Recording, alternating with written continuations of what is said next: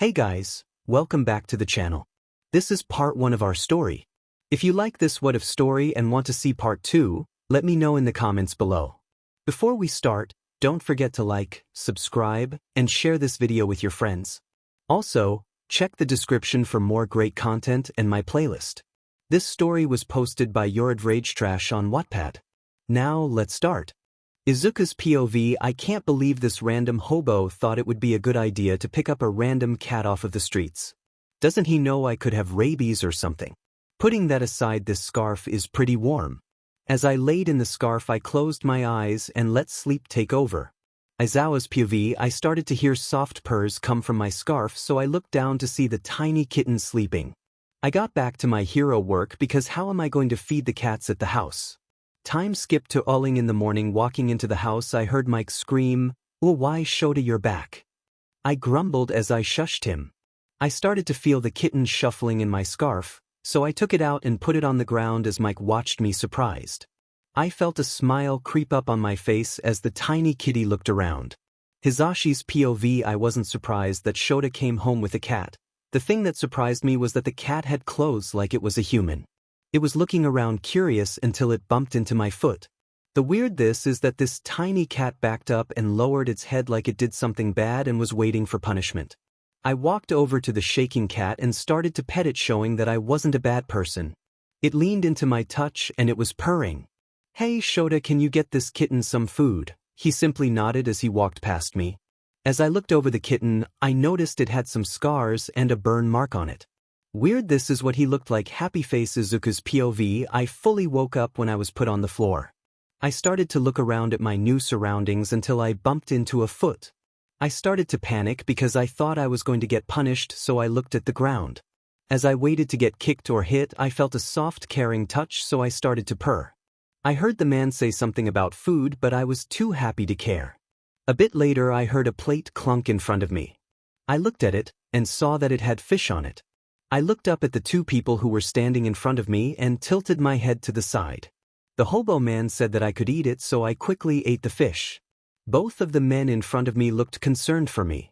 I let out a tiny mew and snapped them out of their thoughts. So cute, the hobo-looking man said before he picked me up. The yellow guy took the plate to their kitchen. I was placed on the hobo-looking guy's lap as he sat on the couch.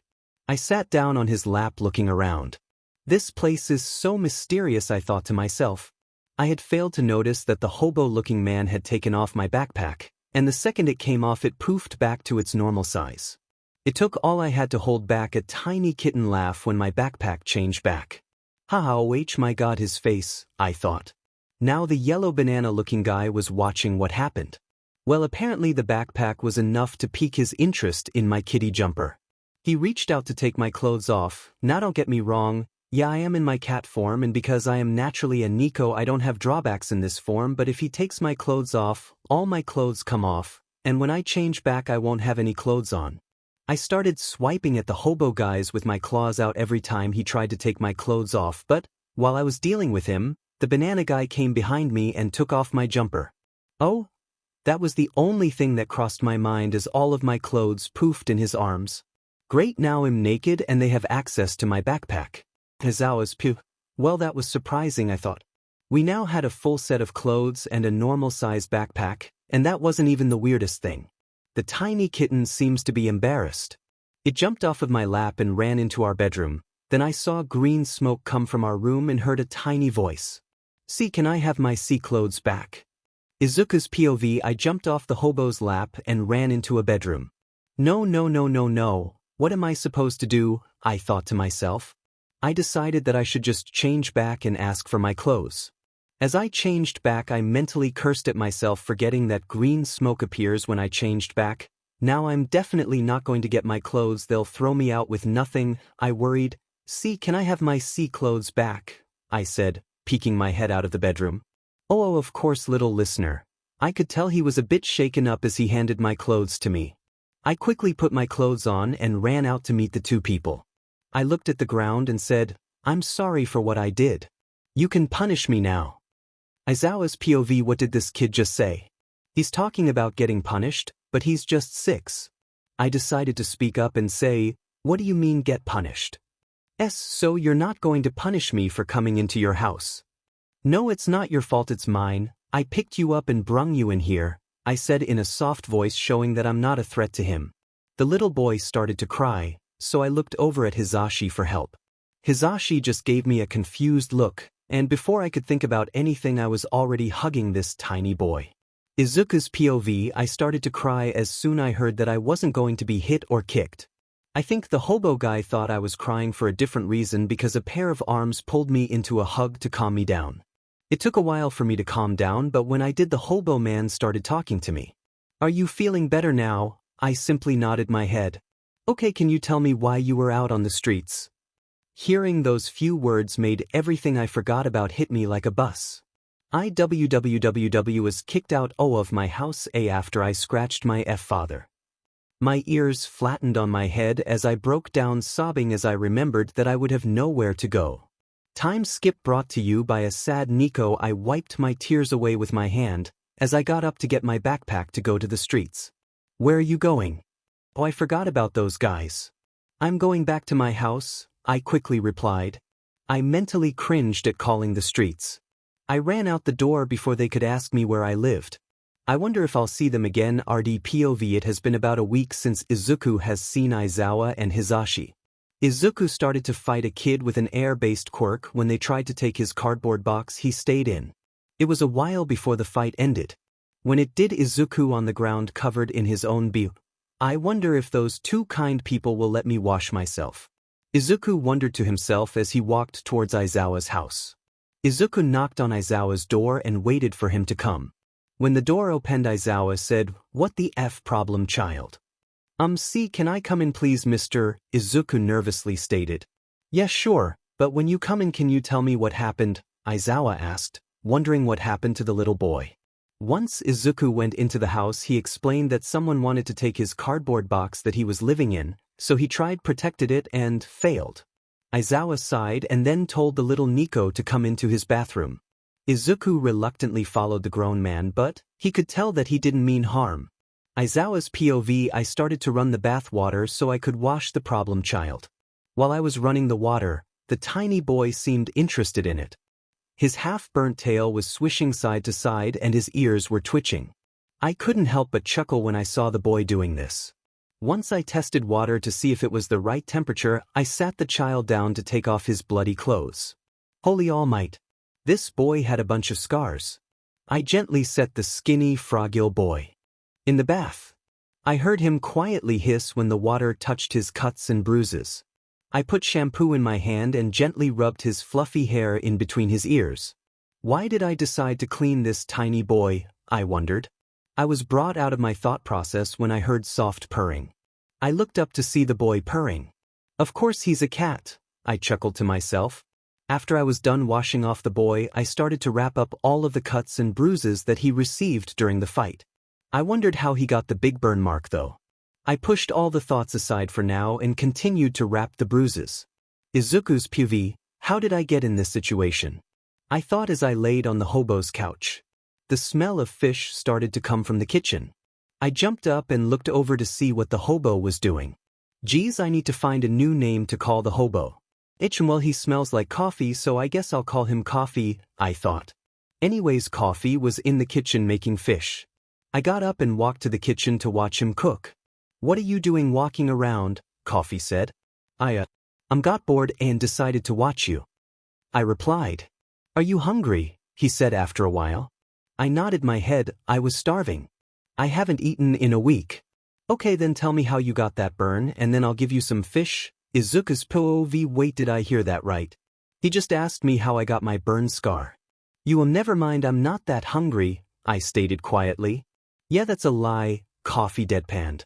I grabbed my tail and started to twirl it in my hand. I had a habit of doing that when I'm nervous. Well, it might have been my father, I muttered. Coffee just nodded and then he passed a plate of fish over to me. As I ate, I got a better look at him even though I have been here for a while. Then it hit me. Oh my all might. You're the pro hero Eraserhead, I slightly yelled. I can't believe I'm talking to a pro hero, but after I noticed he was a pro hero he chuckled and said, you can call me Aizawa kid. Okay Aizawa, I stuttered. Just as I finished that sentence, the loud banana came in and yelled. I got scared and latched onto the ceiling. Both of the people chuckled. Help, I'm stuck up here," I said, scared. It was a while before I got down, but when I finally did, I started to examine banana. "Oh my all might. You're present, Mike," I gasped. "Yep, that's me, little listener," he said joyfully while patting my head. I couldn't help that my tail was swishing from side to side. I was super happy to see these heroes. I ended up staying the night with them. It's not like they would let me leave anyways. I woke up before everyone else was awake, so I sat up on the couch and waited for them to wake up. I looked down to be greeted by 3 pairs of eyes looking at me. Each of the cats respectively sat on me. The black cat with blue eyes sat on my lap. The calico cat with brown eyes laid around my shoulders. Lastly, the cat I like best was a ginger Persian, and it sat on my head. 𝐻𝐿𝐼 came out of their bedroom. Yes, I call present Mike, 𝐻𝐿𝐼. Anyways, as I was saying, he came out and screamed something about cats sitting on me. Now Dadzawa came out and was surprised that I tamed the cats. How did you do that, kid?" he managed to say while he was shocked. I don't know. They came over to me," I stated, confused. Both of the adults looked confused. All 3 of the cats got off of me when Dadzawa got food out for them. I got off the couch and went to 𝐻𝐿𝐼 and asked, "Where is my jumper?" "Oh, little listener, your jumper got destroyed in a fight, so me and show you to have someone coming over with new clothes," 𝐻𝐿𝐼 said. Just as if it was on cue, the doorbell rang. Midnight's POV, I got a call from Hizashi saying that they needed clothes for a kid. I wonder why they needed some, but I grabbed a bunch of clothes for kids. I put them all on my bed and made sure I had 5 matching pairs for each age up to. Don't ask why I have them, but anyways, I rushed out the door and went to 𝐀𝐮𝐭𝐡𝐨𝐫's house. I rang the doorbell, and the second Dadzawa opened the door and rushed in. "Where's the child?" I said while looking around. I noticed a tiny tail wrapped around Hizashi's leg. "It's okay, little listener," Hizashi said calmly. Then there, the most precious child I have ever seen poked his head from behind Hizashi's leg. "Oh, you're so cute, Midnight." "You're Midnight, right?" he interrupted nervously. "Yeah, but you can call me Nemuri," I said excitedly. The little boy just nodded. Izuku came up to me and told me that he was a bit shy, but they didn't know why, so I agreed to be calmer. Izuku's POV, God, this lady was like the devil himself, but worse. I tried on like a million pairs of clothes before I settled on a black shirt with dark gray sweatpants. I was currently sitting with them answering questions about how my house was like. Of course I lied and said that my parents were on a business trip. I ended up telling them my name, even though that probably isn't a good idea. I started to glance around the room bored until I noticed a clock. Yes, now I have an excuse to get back to my house, I thought. My parents should be home soon, I lied. "Okay then, you can come over anytime you want, kid," Dadzawa replied. After saying goodbye and grabbing my backpack, ran out of their house and went to my pile of cardboard boxes with sheets on top. I transformed into a cat and crawled my way into the tiny opening and onto the mattress inside. I transformed back into my normal form and set my backpack in the corner. I let out a sigh, knowing that I at least have a place to go if I needed it. A year later, well, I have a problem. And no, I have enough food. I also have enough room in my boxes. The problem is I grew out of my clothes and now I have to stay in my cat form when I go out of my fort. There is some good news, and it is that now rain can't get in my fort because I found a metal sheet in the dumpster. Well, anyways, I'm on my way to Dadzawa's house to see if I can get new clothes. When I got there, I saw him leaving, so I meowed loud to get his attention. He looked down at me and gave me a confused look. He must have recognized me because he said, "What the heck, problem child?" I guess he didn't have any clothes for me, but he did pick me up and put me in his scarf. The thing is, it's daytime, so why would he be going on patrols? Unless he's going somewhere else with his hero costume on. Izuku's POV, well, I figured out where we are going. Can you guess? Well, it's not like it would matter, but we're going to you. Can you believe it? I get to see you. Early. Okay, so just stay in your cat form and I will get you clothes after this, Dadzawa whispered to me as we went past the gates. I meowed to assure that I wouldn't change back to my human form. We walked into a room that was labeled Class 1A. I poked my head out of Dadzawa's scarf to look around the room. When I stuck my head out, I saw about 20 kids sitting down at desks.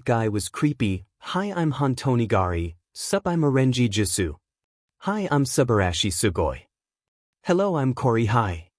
I looked around at everyone after they were done introducing themselves. Well, today's going to be a long day. Izuku's POV. After all of the introductions, I noticed one person that stuck out to me. I walked over towards Neko-teki-chan.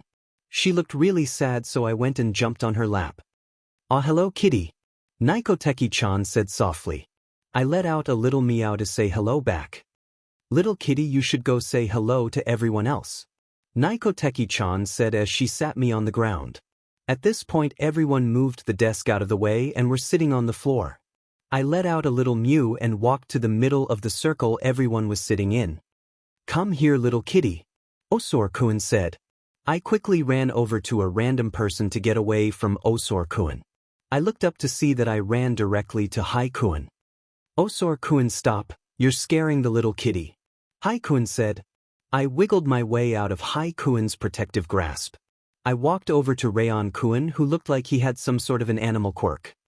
"Well, I think we should figure out the gender of the little kitty to name it right," 𝐀𝐮 mentioned. Everyone muttered something that sounded like a yes and nodded. I just noticed what this means. They have to check me to find out my gender. As a hand reached out to pick me up, I quickly transformed into the scariest animal I have heard of, a kitsune. I stood there with a bunch of tails swishing behind me. I let out a growl to tell them not to mess with me. When I changed back to a cat, I fell to the ground and passed out. Aizawa's POV. I woke up to screaming and one of my students shaking me. "What now? Please don't tell me you guys killed the cat. That would be the second time this week," I grumbled. "And no, something happened to the kitten, but we don't think it's dead," Tori said worriedly. I looked past her to see Izuku passed out on the floor. "Everyone stay here. I'm taking Izuku to Recovery Girl," I said, picking up Izuku and running out of the classroom. I quickly rushed into Recovery Girl's office and set Izuku on the bed, while I went to tell Recovery Girl what happened. Izuku's POV. I opened my eyes to be greeted by a blinding light. I closed my eyes and opened them slowly this time so I could actually see. Once my eyes adjusted to the light, I looked around the room. I noticed that I had a blanket over me and I wasn't in my cat form anymore. I heard shuffling and looked to my right to see an old lady come over to me. "I see that you woke up," the old lady said. I just nodded as I glanced around the room. "I need some clothes," I said, kind of embarrassed. "Yes, Aizawa said that you would need some when you changed back into your normal form," the old lady said. She handed me clothes and told me to get changed while she left to get Aizawa. I hopped off of the bed and quickly put my clothes on. I was wearing a red shirt with dark gray breathes and a green cat hoodie. About a minute later, the old lady came back with Aizawa. When I saw Aizawa come in, my tail started swishing back and forth. "Well, it looks like someone's to see me," Aizawa said, looking at me. I felt my face heat up after I noticed that my tail was swishing around.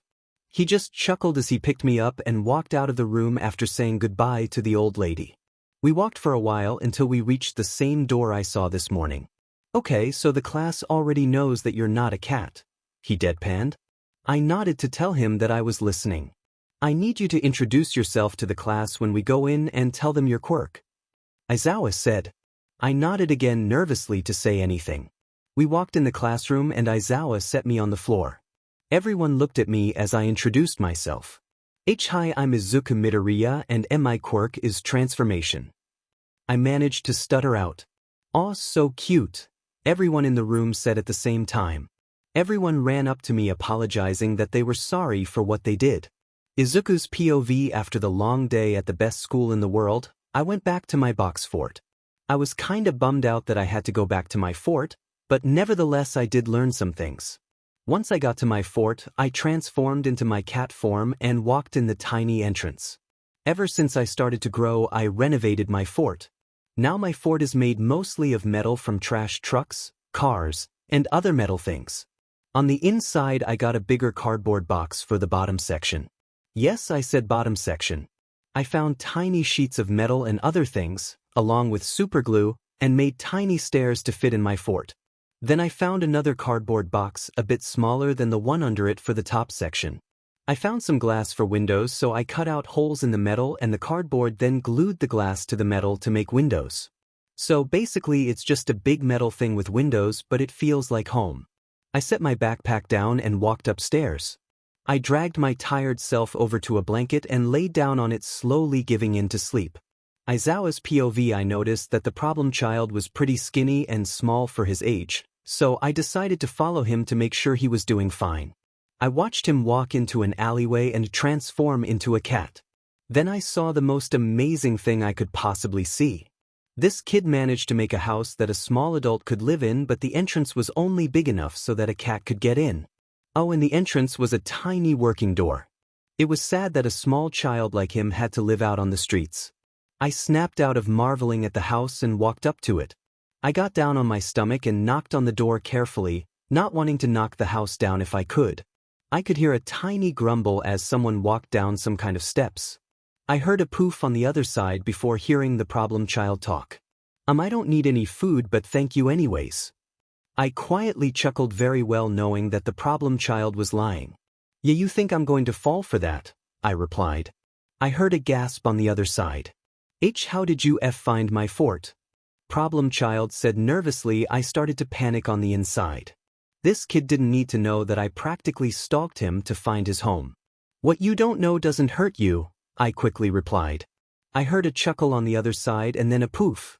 I could tell that he was going to come out, so I quickly got up and moved back a bit. I saw the tiny door open and a tiny kitten walk out.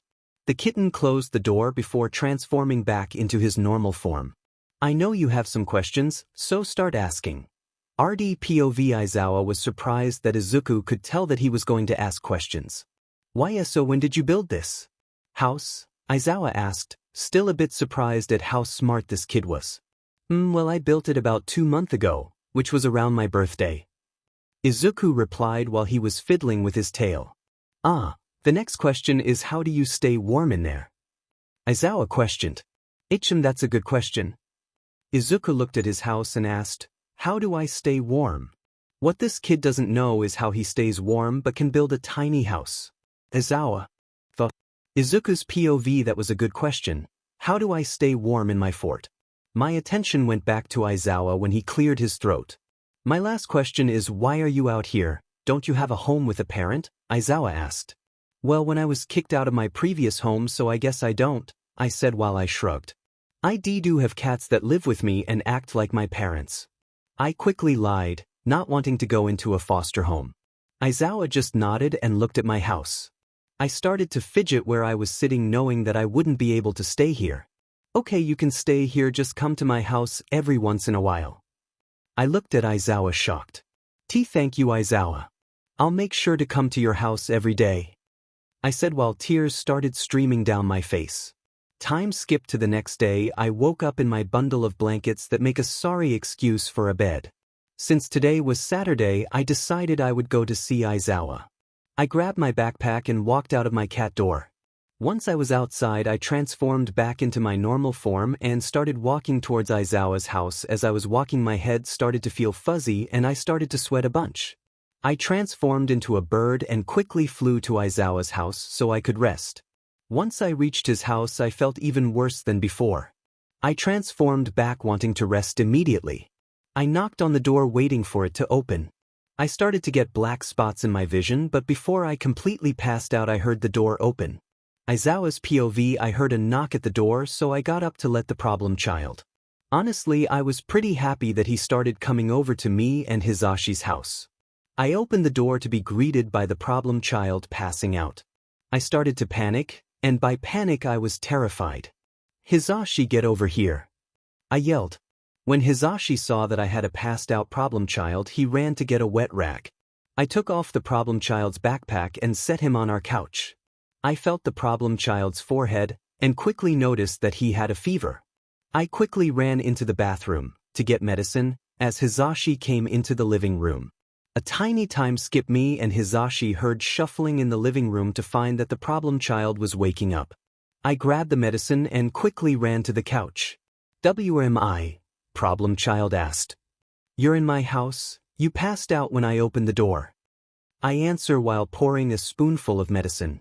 "Here, drink this," I said while holding up the spoon. "What's this for?" problem child asked.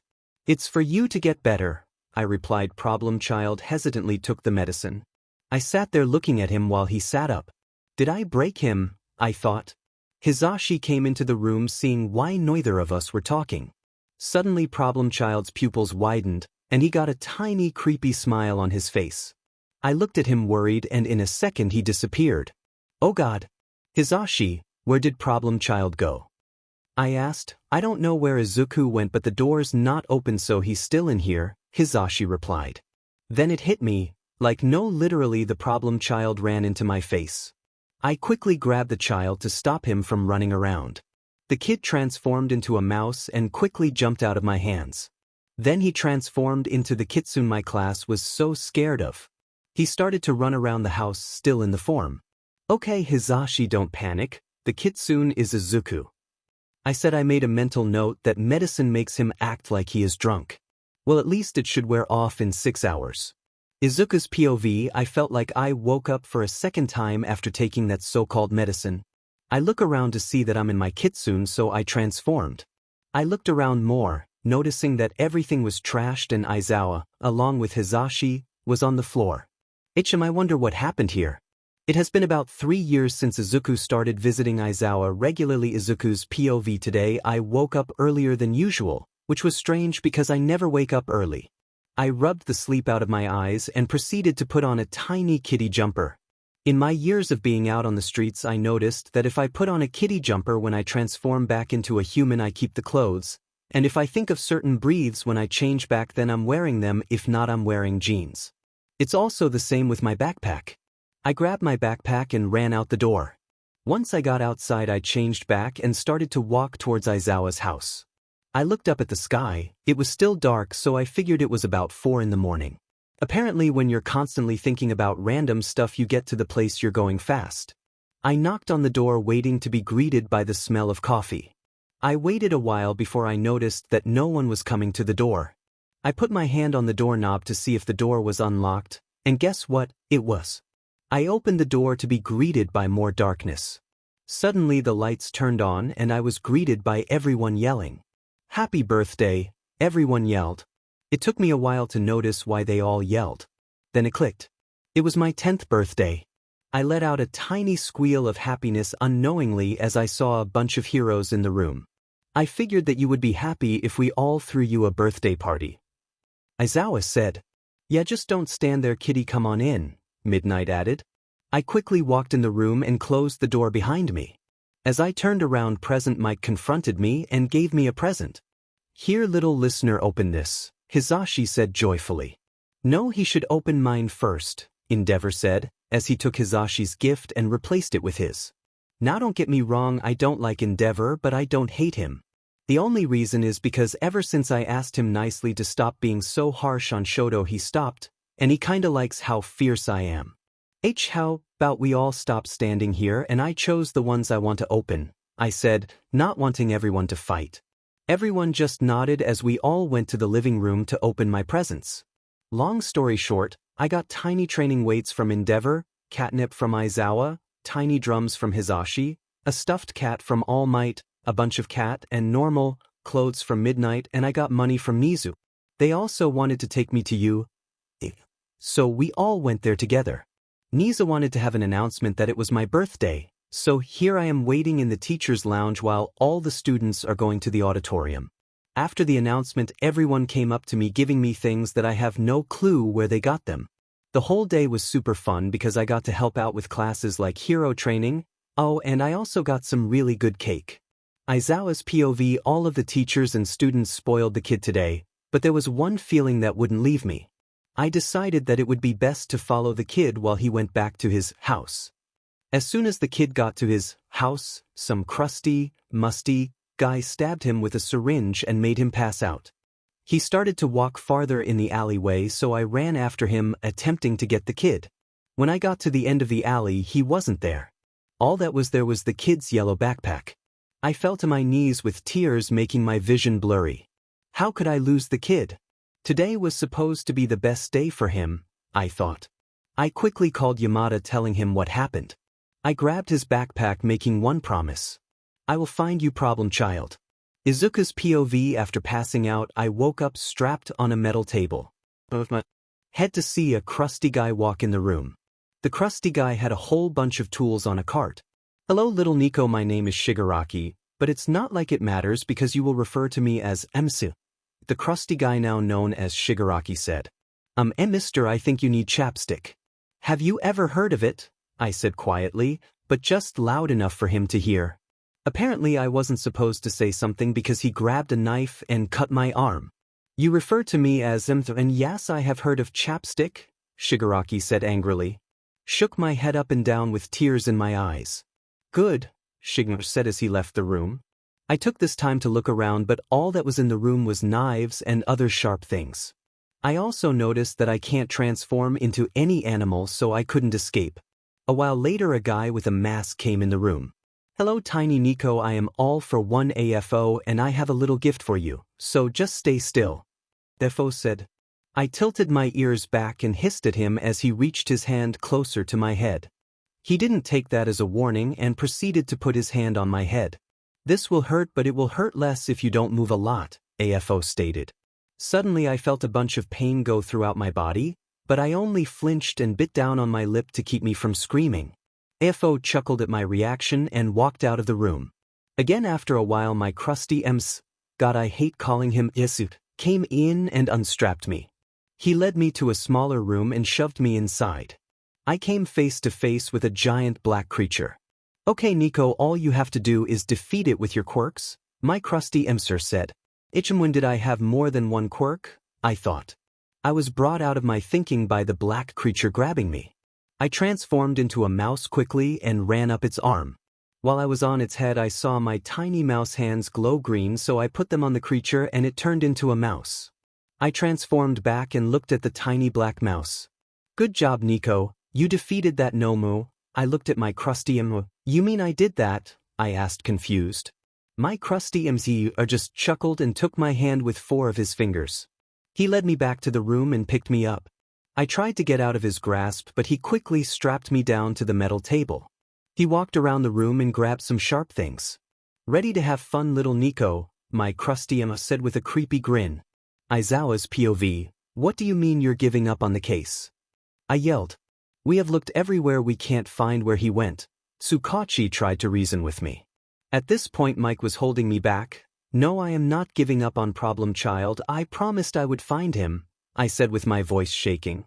But no, shut up, I'm going to find Izuku, I said while storming out of the room. 𝐀𝐮𝐿, it has been 4 years since Izuku was kidnapped, but today we found where he was taken. Okay, we attack at 12 p.m. So get ready, 𝐀𝐮𝐴 said. Finally I can rescue the Neko I have been caring for. All of the heroes in the room rushed to get ready. Izuku's POV, how long has it been since I last saw everyone I knew? All my life now is torture, fights, scraps of food, sleep, and then the whole process over again. I guess the one good thing that has happened to me is that I can now turn people into animals and change them back. I can also mix animals, but that takes a bunch of stamina. Today was a fairly normal day. 𝐶𝐻𝐵 put a collar on me so I could only stay in my cat form. We got the worst over at the beginning of the day, which was the fighting and torture.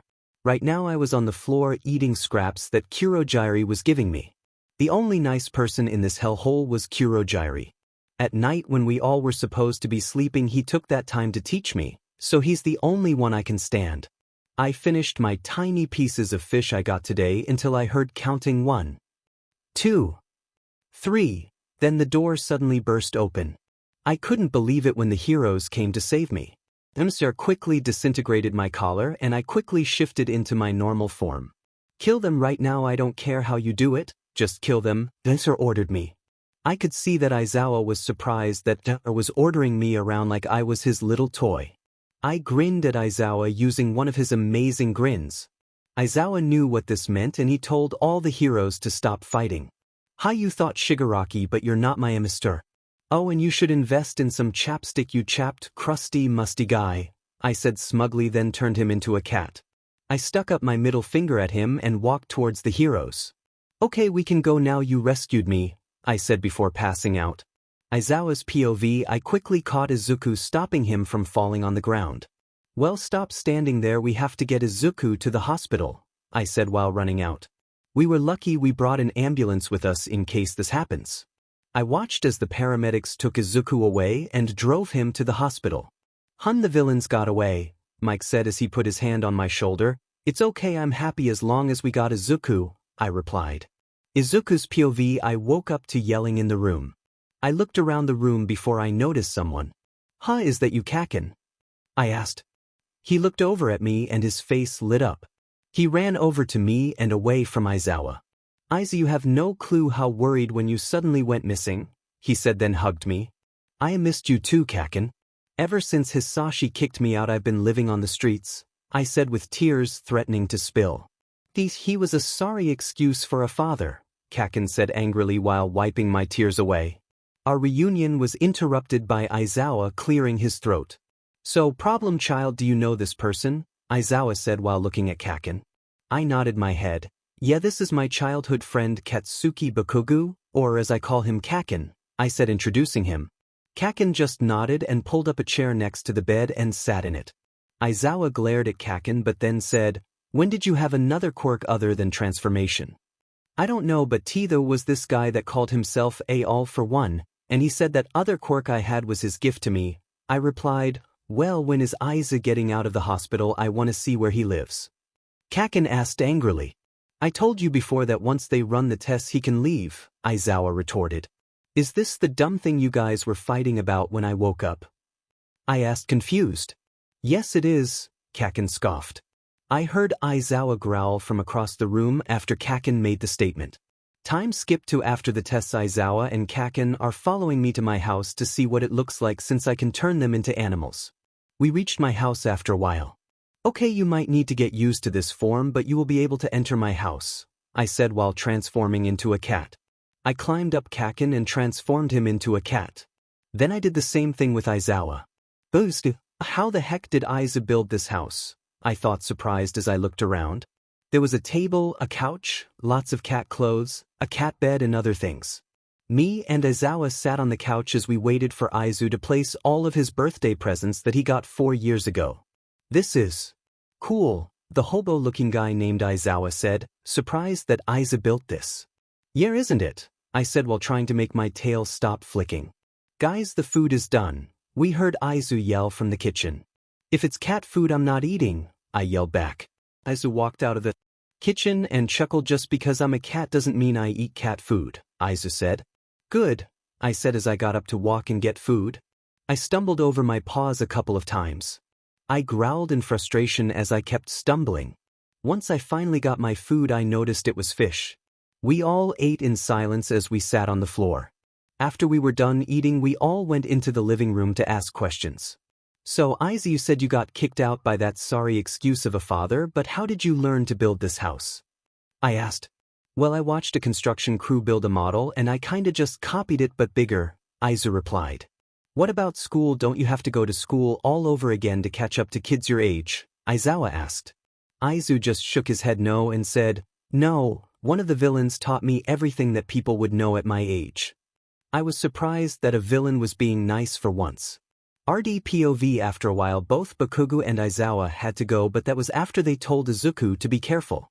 Yeah, I won't get kidnapped again, Izuku said after changing Aizawa and Bakugo back.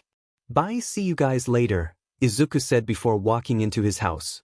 Izuku's POV: It has been a while since I saw Kitten, and by a while I mean a long time. I think it might have been a year or so. Today I decided to skip training so I could sleep in.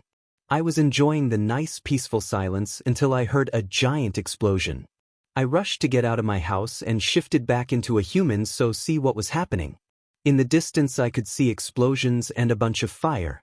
Oh god, that could only be one person, I thought. I quickly transformed into a bird so I could get there quickly.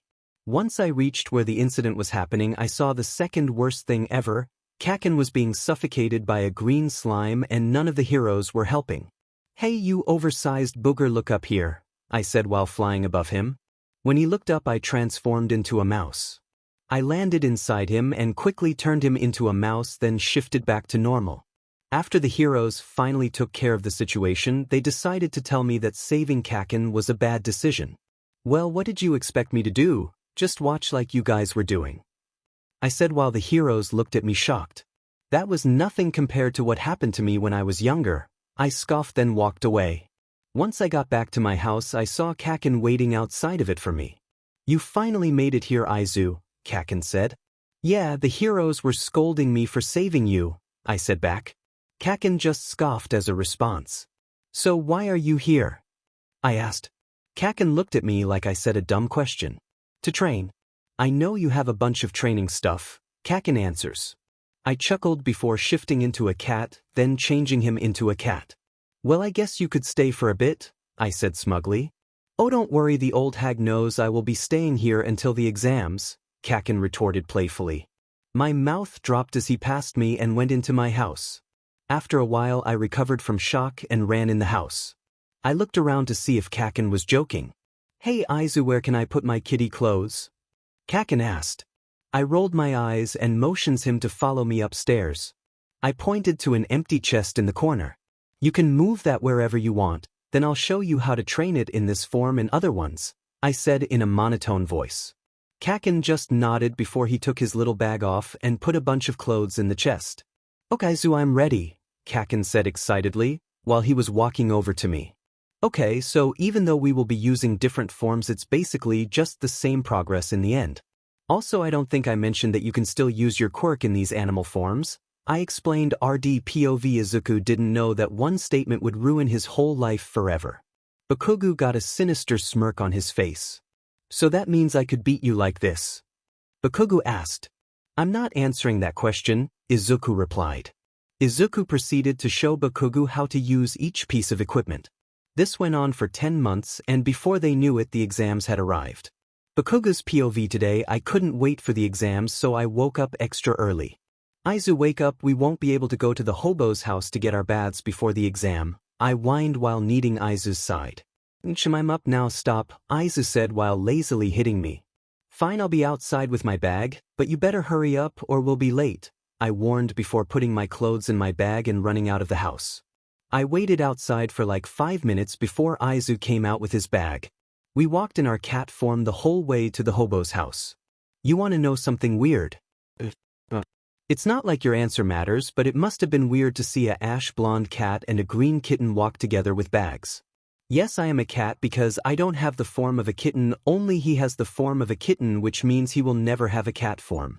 That means I'm better. We're here, Izu said nervously while he unlocked the hobo's cat door.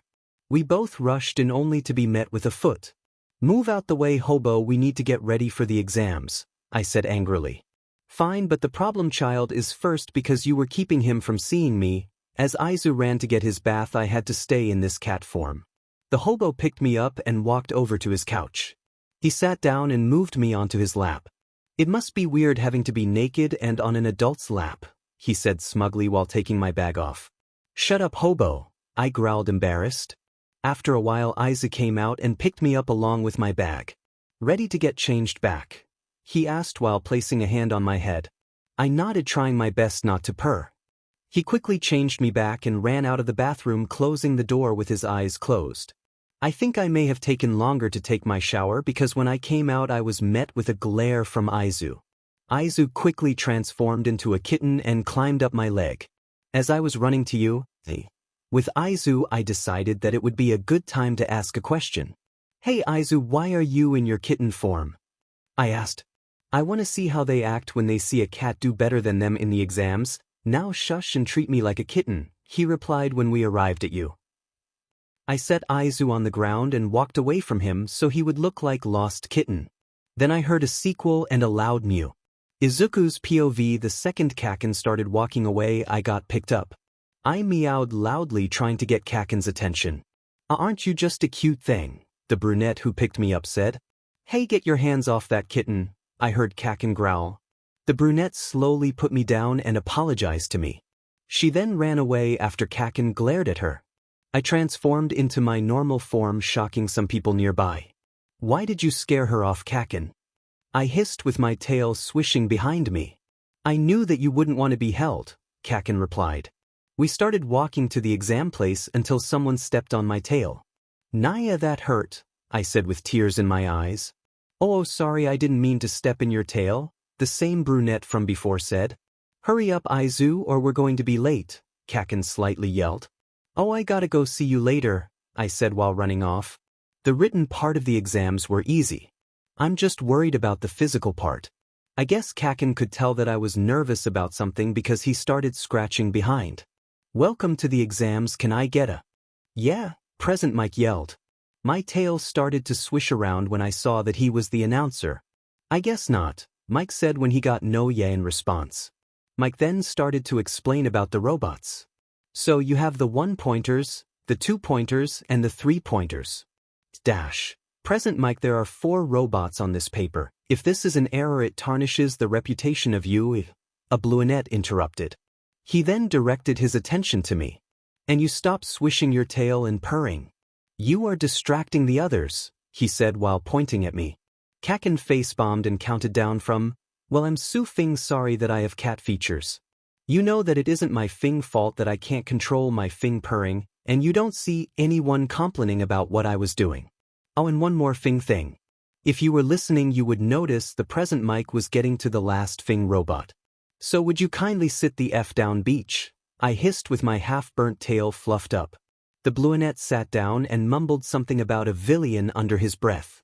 "Well, thank you, examine number 1114. The last robot is an obstacle, so just avoid it," present Mike said. "Now let's go dash, plus ultra," most of us yelled. "Wow, Izu snapped at that guy," 𝐀𝐻𝐭𝐡𝐴 complimented while everybody was leaving. "Yeah, I'm not gonna let some Sonic the Hedgehog wannabe tell me what to do," I scoffed. "Well, meet me at the front gates when the exams are over," I said while walking away. When I was outside looking at all of the contestants, I saw the brunette that stepped on my tail earlier. She looked nervous, so I was walking to help her calm down, till the Sonic wannabe stepped in front of me. "I hope you aren't going to distract her," the Sonic wannabe said. "Boy, I'm going to help her calm down. Anyone with a brain would see that she is nervous," I snapped back. "So would you kindly F off, but," I said sharply, then walked over to the brunette. Hello," I said. "Oh, hello, you're the Neko whose tail I stepped on earlier. Nice to meet you, I'm Izuku Deku," she said. "I'm Izuku Midoriya, and I'm also that kitten you picked up Earl Dash." "Deal," Mike interrupted. "Well, I gotta go," I said while rushing in. I quickly shifted into a lion with bat wings and started clawing the robots. I gathered 69 points when the 0-pointer was let out. I shifted back into my normal form and started to run away like everyone else until I heard a yell. Looking back, I saw that 𝐻𝐻𝐿 was trapped under some fallen rocks. "𝐻𝐻𝐿, what's your quirk?" I asked while running up to her. "Z0 gravity," she replied. "Can you use it?" I asked quickly. She just shook her head. "Fine, I guess I have to use my secret move," I thought while transforming into 𝐀𝐮𝐭𝐡𝐨𝐫. I could tell that people were surprised that I could do this, but I just brushed it off. 𝐀𝐮𝐿, I semi-yelled while jumping in the air to get closer to the 0-pointer. "I'm going to kill you, 𝐵𝐵, I yelled. I started to create a giant green fireball. "Meet my 𝐀𝐮𝐿 pyro fireball," I yelled as soon as I chucked the fireball at the robot. I floated down quickly and ran to shield 𝐻𝐻𝐿 as the robot made a huge explosion. I shifted back into my normal form when I heard the siren signaling the exam was over and managed to get the rubble that fell on 𝐻𝐻𝐿's foot. After recovery girl Uraraka started to thank me a bunch for saving her. It's no big deal, I said while purring. No it is, so these pets are your thanks, she said while scratching behind my ear. How about this, I'll transform into a kitten and you take me to the gates to meet my friend, I said. Sure, but what do they look like? She asked. Spiky ash blonde hair with a resting beach face, I said while transforming into a kitten. I climbed up her leg and onto her head, slowly letting sleep take over. 𝐀𝐮𝐭𝐡𝐨𝐫. The beach is late, I mumbled under my breath while I was waiting for Izu. I looked up and saw that the same brunette that I saw today was running towards me. Hello, I'm Izuku Uraraka and your friend told me to meet you here, she said. You have spiky ash blonde hair and a resting beach face, so you must be the friend he described, she said. I growled under my breath and took the sleeping kitten off round face's head. Well, thank you for bringing him to me, I growled while walking away. Aizawa's POV. I was walking home thinking about the problem child's abusive dad. I should probably get him arrested so I can adopt the problem child, I thought. Reached my house and found problem child, in his normal form, sleeping in front of the door. I looked at him a while before I brought my attention to his ears. I guess it won't hurt to touch his ears, I thought. As soon as my hand got close to his ears, he grabbed my wrist. Don't even try to touch my ears without permission, problem child growled. I sighed, unlocking the door and letting him walk in. You know your letter will go to your father's house, I mentioned. I noticed that the problem child slightly tensed up when I said the word father. Is everything okay, problem child? I asked while sitting down next to him. And no, I won't be able to get the letter, he stuttered. I was surprised. I haven't seen him stutter since I first met him. Izuku's POV. Don't worry, problem child, I'll get him arrested tonight and you can help me. How about that? I heard Aizawa say. My ears perked up as I looked at him. You mean he will finally be gone?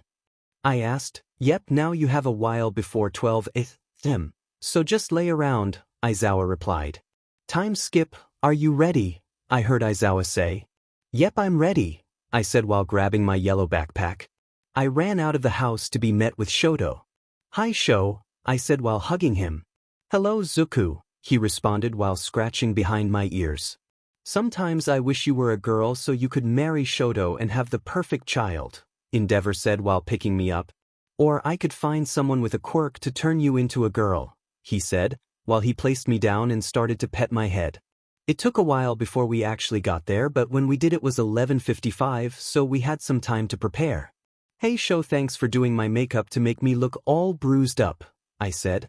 No problem, it's the least I could do when you've helped me out with so many things in my life, he replied. Problem child, it's time, I hope you're ready, Aizawa called. I jumped up and gave a thumbs up to Aizawa. Everyone hid as I walked up to the door. Okay, all I have to do is get him to hit me or something like that for proof, I thought as I sighed. I knocked on the door only to be greeted with the stench of alcohol. Oh, so the ungrateful brat is back, he snarled. I just growled at him as a response. Oh, come on, don't treat your father like that, he said, not knowing it would piss me off. Oh, shut the F up, I growled under my breath. Huh, what was that, brat? He asked, clearly knowing what I said. May I come in? I asked, knowing it would be a better way to get proof. Let's see. If you pass this little test you can come in, he said, grinning.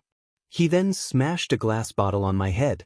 Sho quickly froze my so-called father, as all the other heroes came out of their hiding spots to arrest him, and like that I was free from ever being with him ever again.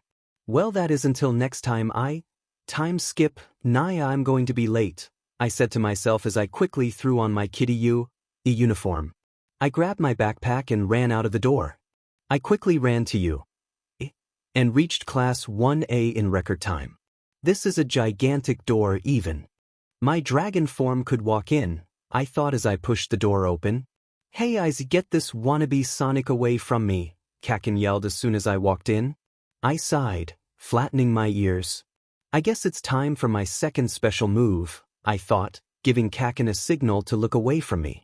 Once 𝐀𝐮𝐭𝐡𝐨𝐫 looked away, I put my plan into effect. I walked up to the Sonic wannabe and gave him a cute look. And mister, can you please stop harassing my friend? I asked while fiddling with my tail. But this guy has his feet on the desk and that disrespectful to the people who made it. Dang, I guess I have to use more of my cuteness power to make him stop. I thought letting my ears flatten to make it look like I'm sad. 𝐀𝐮𝐭𝐡𝐨𝐫 had his eyes closed, so I guess he knew it would have come to this. But mister, you're being mean to my friend, and when you're mean to my friend you're mean to me, I said while bringing fake tears to my eyes. Everyone in the room saw that I had tears in my eyes, so they ran up to me to comfort me. Don't cry, I'll make sure that unmanly guy will stop being mean to your friend, a guy with red hair said. Yeah, everyone said while glaring at the Sonic wannabe. Thanks guys, but please don't hurt him, I said while wiping away my fake tears. Ahem, someone said by the door. It took you guys 8 seconds to quiet down, and time is precious, Aizawa said while getting out of his sleeping bag. You can call me Mr. Aizawa or Aizawa-sensei, now put these on and head to the field, Aizawa said while handing everyone our gym clothes. After we all got changed we met him on the field. Good, all of you guys are here, now today we will be having a quirk assessment test, Aizawa said. What about orientation, aren't we going to miss it? Uraraka asked. In you. Teachers can teach however we want and future heroes don't need to attend something that pointless, Aizawa replied. Now Bakugo, throw this ball, and you can use your quirk, Aizawa said while throwing a softball at 𝐀𝐮𝐭𝐡𝐨𝐫. 𝐀𝐮 caught it and walked inside the circle. Just remember to stay inside of the circle, Aizawa said. 𝐀𝐮𝐿 just nodded as he rubbed his hands on the softball. 𝐀𝐮 brung his arm back and got in a throwing position. 𝐀𝐮 yelled as he threw the ball with an explosion. I snickered a bit at the fact 𝐀𝐮 yelled die but quickly composed myself as 𝐀𝐮 walked back next to me. Aizawa showed the little device at the class. The device read 705. 2M. Wow, this is going to be so fun, a girl with pink skin and horns said. I mentally facepalmed knowing that she shouldn't have said that. Fun. Well then the person who comes last is going to be expelled if you think this is fun, Aizawa said smiling. Most of the activities were easy when I could just transform into a certain animal. I was the last person for the ball throwing test and I was pretty nervous. I took the ball and stepped into the circle. I closed my eyes and felt fur fully cover me. I opened my eyes to be greeted by everyone looking shocked that I just transformed into a kitsune. Why, you're the kitsune from the exams, everyone, except Uraraka and 𝐀𝐮𝐿, said shocked. I just nodded my head as I picked up the softball in my mouth. I turned around and got ready to throw the ball only to be transformed back into a human. Izuku, use your most powerful form unless you don't want more training, Aizawa said with his quirk activated. Why yes sir, I said while he deactivated his quirk. I closed my eyes as I felt like I was getting taller. I opened my eyes to see that I actually transformed into a dragon. I picked up the ball on the ground with my claws. I threw the ball hard and used a roar to push it even farther. I shifted back to my normal form as I watched the ball create a dent in the moon. As Aizawa showed us our scores, I saw that I was in first and a person named 𝐀𝐮𝐭𝐡𝐨𝐫 came in last place. Oh yeah, and the person who came in last was just a ruse to make you do your best. Now class dismissed, Aizawa said while walking inside. After we all got changed back into our uniforms we had free PRD. Everyone came up to me and started asking me questions about all the animals I could transform into. Him, I want that kid that you kidnapped a long time ago, I said to my student. I understand sensei, Naya, my student answered. Izuku's POV. I got to class before anyone was there, so I walked directly to my desk. I laid my head down on the desk and closed my eyes. I woke up to purring and people talking about something cute. Hey guys, what's the cute thing you're talking about? I asked while rubbing my eyes. Oh, we weren't talking about you. It was all Bakugo's fault. He was saying how cute your purring was, Mina said quickly, blaming 𝐀𝐮𝐿. I blushed, noticing that the purring was coming from me. Will you guys shut up and go to your seats? Aizawa said. Everyone shuffled away to me and back to their seats. Okay, so you guys are choosing a class president, so do it before English starts, Aizawa said while getting into his sleeping bag and laying down. Everyone started to yell this like, pick me, and, you should choose me. How about we vote for a class president, Ida, or Sonic wannabe, said just loudly enough for everyone to hear. But everyone's going to vote for themselves, Kaminari said, using his brain for once. No, if people vote for others then they believe in them, I said with my ears twitching a bit. We all decided to vote. In the end I ended up getting 5 votes and Momo got 3 votes. I'm guessing that 𝐀𝐮𝐭𝐡𝐨𝐫 and 𝗀 voted for me because they each gave me a glance like I should repay them or something. Good, just in time, Aizawa said before Mike came into the room. Today felt like a normal school day with English and stuff like that.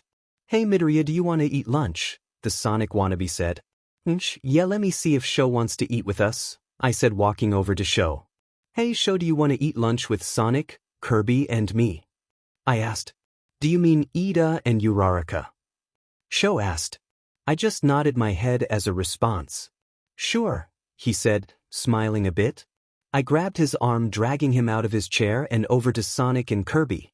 Okay, let's go get lunch, I said, smiling. Todoroki's POV. We were eating our lunch until Uraraka brung up what happened this morning with all of the news reporters trying to get in.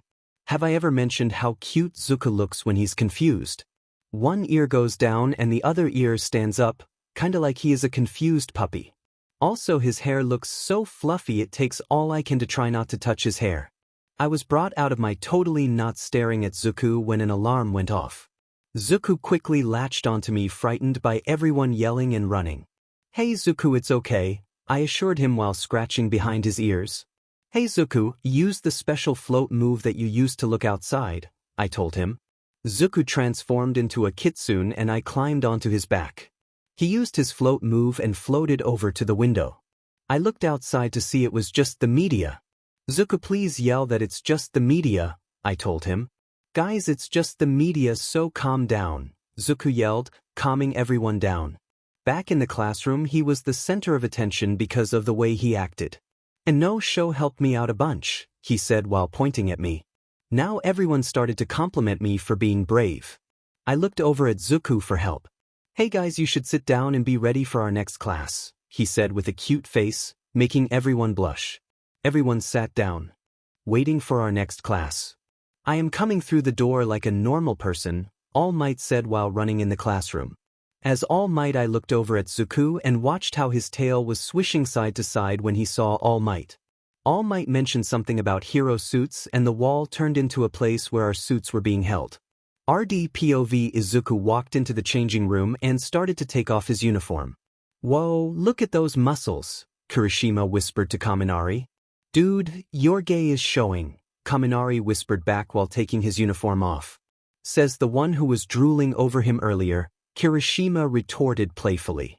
How about both of you stop drooling over him and get dressed? Bakugo said while making small explosions in his palms. As everyone was getting dressed into their costumes, Izuku ran up to Bakugo. Hey 𝐀𝐮𝐭𝐡𝐨𝐫, do you like my hero costume? Izuku said while showing off his costume. Izuku's costume was a green hoodie with holes at the top so his ears could fit through. He had white paws with green pads that looked like a cat's toe beans and retractable claws. The shoes were basically the same thing but just reed shoes. His breathes were a darker green but had modification for his tail. Lastly, he had a bell on his hoodie but it didn't make any noise. Why, it looks cool, Bakugo said, trying to hide his blush. Thanks 𝐀𝐮𝐭𝐡𝐨𝐫, now let's go outside, Izuku said, taking Bakugo's hand and leading him out of the locker room. Izuku's POV. Once everyone was out, All Might was explaining that we were doing something with heroes and villains. We all drew lots and I ended up getting 𝐀𝐮𝐭𝐡𝐨𝐫 on my team. Team A will be the villains and Team D will be the heroes, All Might announced. Hey 𝐀𝐮𝐭𝐡𝐨𝐫, we're the heroes and Sonic and Kirby are the villains, I said walking up to him. 𝐀𝐻𝐭𝐡𝐨𝐫 just nodded as the villains went into the building to hide the weapon and everyone else went to the viewing room. Hey 𝐀𝐻𝐭𝐡𝐨𝐫, I got a plan, I said, successfully getting his attention. 𝐀𝐻𝐭𝐡𝐨𝐫 leaned down to my level as I whispered a plan into his ear. 𝐀𝐻𝐭𝐡𝐨𝐫 just nodded and grinned. Bakugo's POV. When All Might said go, Izuku transformed into a rat. He climbed up my and transformed me into one before he shifted back. He took my little mouse costume off so I looked like a normal rat. He ran into the building after giving me a nod. I scurried into the building using my rat abilities to find out where the fake weapon is. I found the weapon, used the cracks in the walls and climb up to the 4th floor. I'll be waiting to see if you need help, Izuku said through the little devices. Like Izuku told me, I used the cracks I could squeeze in to get to the 4th floor. When I made it there I could tell Izuku saw me because he was holding back the urge to attack me, because he transformed me into a rat. I gave him a smile and ran towards Round Face to make a distraction. I made rat noises until she saw me. "Oh, it's rat," Round Face yelled terrified. Glasses came running over to see if it was Izuku. This gave Izuku the time to quickly run over and touch the weapon. The heroes win, we all heard All Might yell. "Huh," Round Face as she watched me run over to Izuku. Izuku chuckled while he put the tiny form of my hero costume on. He changed me back before he walked over to Round Face and Glasses to apologize for scaring them. Izuku's POV: when we got back to the viewing room, everyone ran up to us and said how cool we were. I ended up being the MVP of the fight because I came up with a plan that me and 𝐀𝐮𝐭𝐡𝐨𝐫 followed. All the other fights were pretty boring except for 𝐀𝐮, where he just froze the whole building. At the end of the day, me and 𝐀𝐮𝐭𝐡𝐨𝐫 were talking about renovating my house and getting more catnip until Kaminari came over to us. "I heard that you guys were talking about renovating a house and catnip," Kaminari said. "Yeah, we were," I said, confused why he was interested in what we were talking about. "See, can I come with you guys and help out?" Kaminari asked. I chuckled while 𝐀𝐮𝐭𝐡𝐨𝐫 was straight out laughing. "Yeah, sure, you can tag along," I responded. "Oh, can I come too?" Kirishima while looking over Kaminari's shoulder. I nodded as we started talking about all the other cat things we might need to buy. Izuku's POV: "Were you guys ready to buy a bunch of stuff?" I asked while we were walking to the pet store. "Yeah," Kirishima and Kaminari said together. "So what do you need to get?" 𝐀𝐮𝐭𝐡𝐨𝐫 asked. "Oh, that's easy," I said before naming a lot of catnip brands and renovating things. "Won't the catnip get you high?" Kaminari asked. "Yep," I said before dragging everyone into the pet store. "Who's paying for all of this stuff?" Kirishima asked once he saw the mountain of things I had. 𝐀𝐮𝐭𝐡𝐨𝐫 lost a bet, so he has to pay," I responded while grinning. We walked up the surprised cashier and had 𝐀𝐮𝐭𝐡𝐨𝐫 pay. "Thanks, 𝐀𝐮𝐭𝐡𝐨𝐫," I said while grabbing all my things we bought. 𝐀𝐮𝐭𝐡𝐨𝐫 just mocked me while we all laughed. We walked into the alleyway where I built my house. "Whoa, this is so cool," Kaminari marveled. "Did you build this?" Kirishima asked. "Ding ding ding. You got the correct answer," I responded while stuffing everything we bought into my backpack. "You might have to get used to this form," I said while putting my backpack on. I quickly transformed into a kitten. I turned each person into a cat, and then opened the door for them to walk in. "Whoa, this is even cooler," Kirishima said walking in. Just wait till you look at the rest of the place," 𝐀𝐮𝐭𝐡𝐨𝐫 retorted playfully while I closed the door. "You guys can go look around, just don't break anything," I said while directing the last part at Kaminari. Kirishima and Kaminari started to look around the house. "Oh my god, I'm hard," me and 𝐀𝐮𝐭𝐡𝐨𝐫 heard Kirishima yell from the floor above. 𝐀𝐮 snorted at that remark while I fell to the floor laughing. "That sounds so wrong," Kaminari yelled from the floor above. Now at this point 𝐀𝐮𝐭𝐡𝐨𝐫 was on the floor laughing and I was laughing even harder. "I can't breath," I wheezed out. "Oh my god, I'm so sorry," Kirishima said while running over to me. "I'm not hard anymore though," Kirishima remarked. Are you trying to kill me?" I wheezed out. "Dude, save him," Kaminari said while running over to us. After the whole quirk incident, I showed them how to build things in their cat form. "So Midoriya bro, I have a question," Kirishima asked while I was making place to keep all of my goods. "Yeah, what is it?" I replied, turning around to look at him. "Why don't you have a cat form like the rest of us?" Kirishima asked. "I don't know, I've never had a cat form, but it doesn't bother me that I don't have one," I quickly replied, finishing up what I was doing. Kirishima's POV: "I feel so weird," 𝐀𝐮𝐭𝐡𝐨𝐫 said while laying on the floor surrounded with catnip. "God, I didn't think catnip would affect you guys, but I guess it's only natural because you are in a cat form," Midoriya said. We spent the rest of the afternoon trying to calm down 𝐀𝐮𝐭𝐡𝐨𝐫 and clean up the catnip. "Hey, do you guys want to stay for the night?" Bakubro asked. "Dude, are you okay?" Me and 𝐀𝐮𝐭𝐡𝐨𝐫 asked at the same time. Before Bakubro could explode, Midoriya intervened. "Yeah, he's fine, he's just kinder because of the catnip," Midoriya said. "Oh okay, but yeah, we would love to stay the night," I responded. "Good, 'cause I already called your parents and they said it was okay," Bakubro said. "Who wants to play truth or dare?" Midoriya asked while rolling. A tiny bottle from out of the kitchen. Me, we all exclaimed while running to the living room. 𝐴𝐵𝐷 placed the bottle in the middle of the circle and spun it. The bottle slowed down and landed on 𝐵𝐵𝐷. Truth or dare? 𝐴𝐵𝐷 asked. I ain't no PP, so dare, 𝐵𝐵𝐷 replied angrily. Dude, you are a pages. A PP is another name for a cat, 𝐾𝐮𝐵𝐷 remarked using his brain for once. Bite your tail the hardest you can, 𝐴𝐵𝐷 quickly said before 𝐾𝐮𝐵𝐷 could get blown up. 𝐵𝐵𝐷 bit his tail like a man and then spun the bottle. This went on for a while, but we somehow ended up with 𝐴𝐵𝐷 passed out in a water bowl as a guppy, 𝐵𝐵𝐷 passed out with a kitty dress on, 𝐀𝐮𝐭𝐡𝐨𝐫 short-circuited, me taped to the ceiling. Article V. I wonder what's going to happen, Izuku wondered, while he walked to school. Izuku walked into you. Thinking about all the training that they might do. Izuku walked into class 1A and went straight to his seat. He sat down and took out his notebook to finish the notes about his classmates.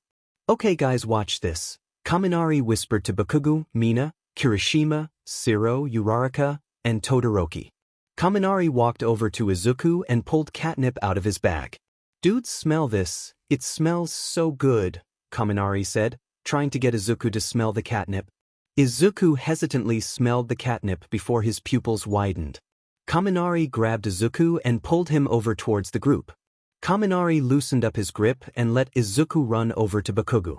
Bakugo's POV Izu ran over to me quickly once he could get out of Pikachu's grip. Kakin, I have a question for you, Izu bugged. Okay, go ahead and say it, I responded, knowing it was going to be dumb. How much chan could a Kakin-chan, if a Kakin could ka-chan? Izu asked. Wait, what? I asked confused. You heard me. How much chan could a Kakin-chan, if a Kakin could ka-chan? Izu pouted. I think for maybe 5, Icy Hot answered. No, I think 8, Roundface said. Nope, I'm pretty sure it's 10, Raccoon Eyes added on. What are you guys even talking about? I asked. How much chan could a Kakin-chan, if a Kakin could ka-chan? Everyone in the group answered at the same time. I could tell that the catnip was starting to wear off on Izu because his pupils got smaller. Kaminari, you're lucky that I want to be a hero or I would kill you right now, but next time I will completely forget about being a hero and kill you, Izu threatened while holding Pikachu by the collar of his uniform. I have one question for you before you think about killing me, Pikachu said while Izu let go. What? Izu asked. How much chan could a Kakin-chan, if a Kakin could ka-chan? Pikachu asked with a dumb smile on his face. Oh, that easy 5, Izu responded, completely changing his mood. Izuku's POV, shut up class and sit down, Aizawa said while walking in the classroom. Everyone ran to our seats and sat down quietly. Okay, today we're going to USJ, so go and wear your gym uniforms or your hero costumes and meet me outside, Aizawa ordered before he walked out of the classroom. After everyone got dressed in their hero costumes, we lined up outside to get on the bus. Okay, so just sit wherever you want on the bus, I instructed. I was the last one to get on the bus, but Sue saved me a seat next to her. While on the way to USJ, Kirishima decided to mention that catnip affects me. So what happened this morning with you and catnip, Ribbit? Sue asked. Oh, I just asked a dumb question, I responded, embarrassed. What was it? Yamamoto asked. How much chan could a Kakin-chan, if a Kakin could ka-chan? I sheepishly said. Oh, everyone said on the bus. Guys, shut up, we're here, Aizawa said sternly. We all got off the bus in an orderly fashion and walked into USJ. Whoa, this is so cool, I thought as I looked at all the disasters. Whoa, it's 13, Uraraka fangirled. 13 went on to explain how our quirks can be dangerous, but I couldn't really focus because my cat senses were acting up. I walked over to Aizawa and tapped him on the shoulder. 𝐀𝐮𝐭𝐡𝐨𝐫, what is it, problem child? Aizawa asked. Well, my cat senses are acting up, I responded quietly. That's weird, that hasn't happened since someone broke into our house, Aizawa whispered. I just nodded, too scared to say anything. Can you sniff the air for me and find where it's coming from? Aizawa asked. I nodded again and started to smell the air. I felt my eyes widen as I pointed my shaking at the fountain in the middle of the building. Villains. Father. They're going to take me, I choked out. Artie. This is bad. Izuku is scared, I thought as I started to scratch behind his ears to calm him down. Go tell Ida to go back to you. And get the heroes, Aizawa ordered. Izuku nodded and ran over to Ida. Sonic. Villains. Aizawa. You? Heroes? Izuku choked out and started to panic. Aizawa wants me to run to you. And tell the teachers about villains here. Ida asked. Ida got a nod from Izuku as a response. Okay, Ida said before he started to run to you. Cool, you guys even have fake villains, Kirishima said. Bakuga's POV. Wait, did Shitty Hair say there were fake villains? Those aren't fake villains, they are real, Aizawa-sensei said before turning to me. Izuku's going to have a panic attack, so I want you to calm him down, Aizawa-sensei ordered. I nodded before running over to Aizu. I knew if Aizawa-sensei used Aizu's first name it was bad. No, Aizu started to mutter while he crumbled to the ground. 13. Get all of the students out of the building, Aizawa-sensei ordered. I picked Aizu up and started to run towards the exit like everyone else was doing until we got blocked by a mist guy. A mist TR says that we need Izuku now, so we'll be taking him, the mist guy said. No, I'm sorry, please not there, I can't go back, Aizu said while transforming into a kitten and clawing onto me. Fine, let's just do this the hard way then, the mist guy said before dropping us all in portals. Izuku's POV. I was brought out of my mumbling by being dropped into the water. I quickly transformed into a puppy and doggy paddled to the surface of the water. I was grabbed by a tongue and placed on the boat gently. A while after my Neko was slammed on the boat before Tsu climbed on board. Midoriya-kun, are you okay? Tsu asked. Please don't call me that, just call me Izuku or something, but yeah I am okay, I said. Do you guys have any ideas to get off this boat quickly? My Neko said, panicked. Why? I asked. Because we're surrounded, my Neko partially yelled. Why, yeah, I can just transform into a hawk and fly you guys onto land, I said, transforming into a hawk. I flew both of the people onto dry land and transformed back. I looked up to see Aizawa having his head being smashed into the concrete by a Nomu.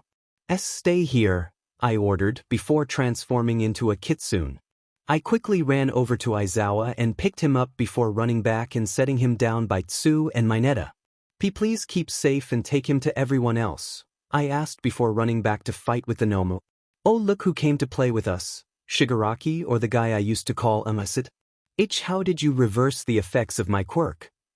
I asked, noticing that he wasn't a cat anymore. You don't need to know that, little Neko, my former mentor said. I froze when he called me by the nickname he gave me. The Nomu to that moment to attack me. I quickly dogged out of the way before pouncing on the Nomu.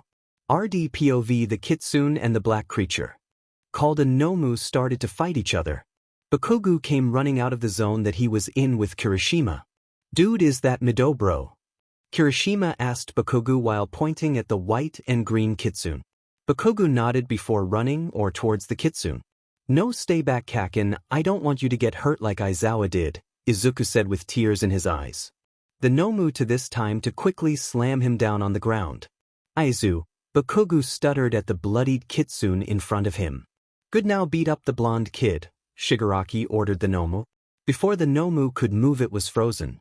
Everyone looked to see where the ice came from. Todoroki stood there with tears of anger in his eyes. How could you do this to Zuku? Todoroki yelled. Bakugo and Kirishima, hold off the Nomu while I check on Zuku, Todoroki ordered. Bakugo and Kirishima nodded before directing their attention to the Nomu that was regenerating itself. Todoroki's POV. I ran over to Zuku making sure that he was alright. Zuku, please be okay, I said while tears started streaming down my face. I think this was the emotion I have shown other than the time I noticed I had a crush on Zuku. I'm okay, show, Zuku coughed out. Thank God you're okay, now can you shift back to your normal form? I asked. Zuku shifted back and then I saw how bloody he really was. I quickly picked Zuku PU and started to take him where all the injured people were. Zuku and I heard two sickeningly sweet cracks before turning around to see that the Nomu had broken Bakugo's and Kirishima's bones. Zuku jumped out of my arms and rushed over to them. It felt like a blur, but in seconds all the heroes were here and a gold and white kitsune with 10 tails was standing in front of the Nomu. I watched as the hand guy looked very scared of the trembling 𝐀𝐮𝐭𝐡𝐨. You could tell that the 𝐀𝐮 was Izuku because he was fighting with strategies while the Nomu was just attacking. After a full 30 seconds, the 𝐀𝐮, who was Izuku, has pinned the Nomu down. With one quick swipe, the 𝐀𝐮 had destroyed the Nomu's brain, killing it. Izuku shifted back into his normal form before he passing out. The heroes took this time to attack the villains and scare them off. I quickly ran over to Izuku, 𝐀𝐮𝐿, and Kirishima. I picked them all up and rushed them to where all of the injured people were. Wow, who knew today was going to be this bad? Izuku's POV: I woke up in a pitch-black void with a gold and white kimono on. How could this happen? I heard someone say in the distance. I started to run to where I heard the voice coming from. It seemed like hours before I found the user of the voice. I couldn't believe my eyes. In front of me was a appealing goddess with a red kimono and 10 foxtails. "You miss, what's wrong?" I asked. "How did you do that?" the lady asked while picking me up by the back of my kimono. "Do what?" I asked while letting one of my ears flop to the side. "You had 10 tails in your 𝐀𝐮 form, only I'm allowed to have that," she said angrily. "Oh, I didn't know that I had 10 tails, I was too caught up in the moment to notice," I replied with my tail flicking behind me. "This is bad now, you seemingly have the form of a god," she slightly yelled. "Why, you mean the goddess Inari?" I said quietly. Yes, my form," she retorted while lifting me up to meet her eyes. "You don't look special. To be honest, your body is kinda disappointing," Inari said with a slight frown. See, can you put me down?" I asked while blushing. "No, but I have a good idea for you," Inari said while she chuckled. Inari started to walk somewhere in the dark. We reached a little cage with a chair in it. Inari opened the cage door and put me in the cage, before slamming the door shut. "Sit down on the chair," Inari ordered with a mischievous smile. I walked a very short distance before sitting down on the small gray chair. There was a tiny flash of light, but when it subsided I could see everything that was dark. "Whoa, it's a forest," I said in awe. "Yes, now you sitting on that chair gave you another animal form," Inari said like she was proud of what she did. I transformed into a kitten-sized 𝐀𝐮. "Wow, I have a smaller form now," I yipped while looking at my paws. "Oh, and I have 9 tails in this form," I said while touching my tails.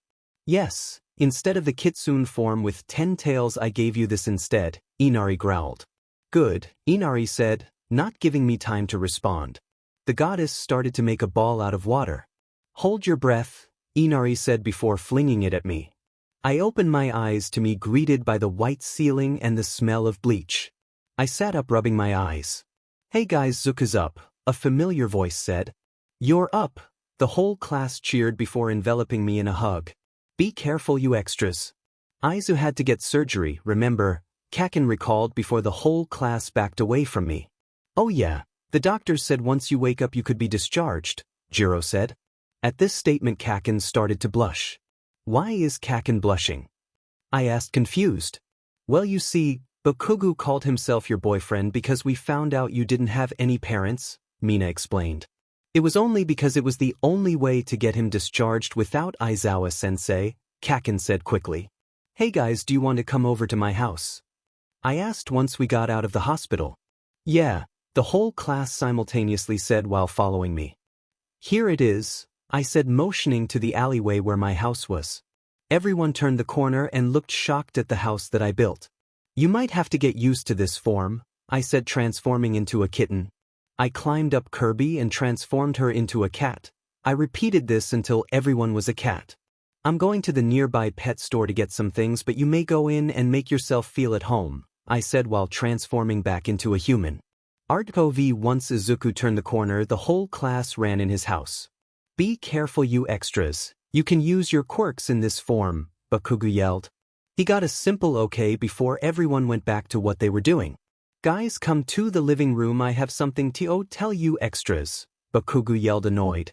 Once everyone got to where 𝐀𝐮𝐭𝐡𝐨 was, he started his little announcement. "Let's play a little game, extras," 𝐀𝐮𝐭𝐡𝐨 said sinisterly. "What is it?" 𝐂𝐮𝐿 asked. "Glad you asked, knockoff Spider-Man," 𝐀𝐮𝐭𝐡𝐨 hissed. "This little game is whoever gets Izu to fall for you get to date him, and don't say no because I know all of you have a crush on him," 𝐀𝐮𝐭𝐡𝐨 announced. Everyone started to fight with each other for no reason. "Sure, he's back," Ida said when he heard a little poof from outside. "Hi guys, I'm back. I got a bunch of catnip and fish for tonight," Izuku said loudly. "Okay, I already got the bottle out for truth or dare," Kaminari responded. "Good," Izuku stated while running over to the group with the catnip. Kaminari placed the bottle in the middle of the cat group and spun it. The bottle slowed down and landed on Kirishima. "Truth or dare, Kiri?" Kaminari asked. "Dude, I'm going with dare," Kirishima responded. "Sit super close to Bakugo," Kaminari responded. "Yeah, no," Kirishima declined. "Then you have to smell some catnip," Izuku piped up, while passing the catnip to Kirishima. Kirishima took a sniff of catnip before spinning the bottle. When the bottle stopped, it landed on Izuku. "Truth or dare, Midobro?" Kirishima asked. "Truth," Izuku responded after giving it some thought. "Why don't you like to be called Midoriya?" Kirishima asked. "𝐀𝐮𝐭𝐡𝐨𝐫, I'm not going to be called by my so-called father's surname. He's a murderer and an abuser, not to mention all the other bad things he's done," Izuku said while slightly shivering at remembering what his father had done to him. Izuku quickly spun the bottle before anyone could ask questions or pity him. When the bottle stopped, it pointed at Ojiro. "Truth or dare?" Izuku blandly asked. "Dare," Ojiro answered. "Let Kami play with your tail," Izuku said. Everyone moved over to make room for Ojiro so he could sit next to Kaminari. Ojiro spun the bottle with his paw. The bottle landed on Jiro. "Truth or dare?" Ojiro asked. "Dare, 'cause I ain't no PP," Jiro answers. "Well, cats are called PPS, so you are. Anyways, let Midori change into any form and you have to sit on him in that form," Ojiro said. Izuku quickly changed into his small kitsune form. "Come on, my tails are soft," Izuku said while patting his tails.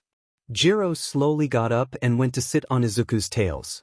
Truth or dare went on till around 1 in the morning. Everyone either passed out because of the catnip, short-circuited, or fell asleep with ridiculous things on, or in ridiculous places. Todoroki's POV: I woke up due to a pretty hard smack to my face. "Finally you woke up," Bakugo growled. The whole class went to shush Bakugo, telling him not to wake Zuku up. Guys, I can't get up, Zuku's on me," I said, noticing that the weight was coming from him. "We can't. We don't want to risk waking up our little cinnamon roll, and if you wake him up you're dead," Mina whispered, while hissing the last part quietly. "See, cold," Zuku mumbled while nuzzling on me more. I quickly raised my body temperature a bit more so he could be comfortable. "I love you too," Zuku mumbled in his sleep. He looks like he loves me," I said while feeling my face heat up. "It doesn't count because you never said it, ribbit," Tsu said. I felt my ears flatten as I looked at Zuku's tiny kitsune form. "Everyone act like you're doing something other than staring at Zuku's," I hissed quietly when I felt him shuffling around on top of me. Everyone turned around and did random things while Zuku fully woke up. I'm sorry," Zuku apologized while getting off of me. "No, it's okay. It wasn't your fault that you were on me," I said when I got up. Everyone growled at me talking to Zuku in such a normal way. "I'm sorry that you guys couldn't leave without me changing you back," Zuku apologized to everyone. "No, it's okay, but we want to know if you want to go to the movies with us." "You know, since we have today off," Momo said. "Yeah, but I want to go to the hospital to see if Aizawa-sensei is doing okay," Zuku yipped. Was Zuku going to say Dad? Is Zuku Aizawa-sensei's secret love child? I wondered. We're all leaving to get different clothes on and see Aizawa-sensei, Zuku said. Okay, I said while following everyone out of the door. When everyone was outside, Zuku started to change us all back to human. "Thanks, Zuku," I said when he changed me back last. "No problem, but you guys can follow me to Aizawa-sensei's house. There should be clothes that fit you guys," Zuku responded. "Midori, are you sure we should go into his house without permission?" Tokoyami asked. "Yeah, I always go in there without permission," Zuku stated. The whole class, except for Bakugo and me, sweat dropped at this statement. "Anyways, we're here," Zuku said, changing the subject. Zuku pulled a key from God knows where, and unlocked the door, opening it. "Okay, there's food in the fridge, but don't eat all of it." "I don't want to buy more food," Zuku said, pointing at the kitchen. Kakin can get his bath first while I find clothes for all of you guys, Zuka said. Zuka took Mr. Boom Boom's hand and took him into a bedroom. Kaminari and 𝐀𝐮𝐽𝐴 rushed into the kitchen while Kirishima came over to me. Todoroki, what if something happens to Midobro? Kirishima said. We might have to murder someone today, I replied darkly. I have clothes for you, demon spawns from hell, Zuka said joyfully. Thanks, the whole class replied. I gave Zuku a pat for his hard work on the day we were supposed to be spoiling him. Momo's POV. After everyone was done taking their baths and showers, we all went to the hospital to check up on Aizawa-sensei. Today's going to be the best. First, when I'll get him anything he wants at the movie theater, next we go shopping for cat things he will definitely like, and lastly I have a kitty surprise for him. It's a foolproof plan, he'll surely fall for me, I thought with a smile on my face. Yamamo, why are you smiling? Midori said while grabbing my hand and dragging me into the hospital. Oh well, I was thinking of ways to surprise you with a gift, I responded, with a blush on my face. Oh, well, you were standing still for a while, so everyone already went to Aizawa-sensei's room, Midori said while leading me to Aizawa-sensei's room. Everyone, except Aizawa-sensei, looked at me with a scowl on their face when they saw Midori was holding my hand. After the horrifying hospital trip, we went to the movie theater. Hey Midori, what snacks would you like? I asked, putting my plan into effect. I was going to get some sour gummies, but you don't have to pay for them, Midori responded a bit too loud, making all of our classmates look at me with a death glare. And no, I'm going to buy you snacks as a thanks for the clothes that you gave me, I said while taking a credit card out. I paid for Midori and most of the classmates' snacks in the end. Hey Aizu, why don't you sit next to me? Bakuga asked, trying to make us mad. Sure, Midori said while running up to walk next to Bakuga. We watched an action-based movie which Midori loved. Izuku's POV. After the amazing movie, we all went shopping for things. Which brand of cat food is the best? Yamamo asked. I think the organic kind is the best, I responded, confused why she would ask what kind of cat food is the best. What types of treats are the best? Yamamo questioned. I like Trisky's, I said, kind of overwhelmed with the questions. I can take Midori back to his house, Yamamo said while taking my hand. She started to lead me home with my hand in one of hers and the handle to the wagon we had to get for all the things bought for me. Once we reached my house, I decided I would ask why she had a big box with tiny holes in it. Yamamo, why do we have a giant box with tiny holes in it? I asked. Well, that box is your surprise, so why don't you open it? She responded while letting go of my hand. I ran over to the wagon and took the box out of it. I opened the box to be greeted with a black kitten with green eyes looking at me. Thank you so much, Yamamo, I exclaimed while picking up the kitten. I think I'm going to name it Yao, after you because your cat form is black, I said happily. No problem, and that was also the reason I was asking you about cat food earlier, Yamamo responded. I can't thank you enough, I said while letting the kitten in my house. You can leave the wagon out here, I said while putting all the stuff that we bought in my backpack. Bye, see you tomorrow, and don't forget we have school, Yamamo said. Yeah, I know, I said while shifting into my kitten form. I waved bye and went into my house when Yamamo finally left. Izuku's POV. Bye Yao, I'm going to school now, and there's cat food in the bowl, I partially yelled while I ran out the door with my backpack. I ended up running the whole way to you, in my kitten form due to how late I woke up. Oh hi Aizu, Kakin greeted as I transformed back into a human.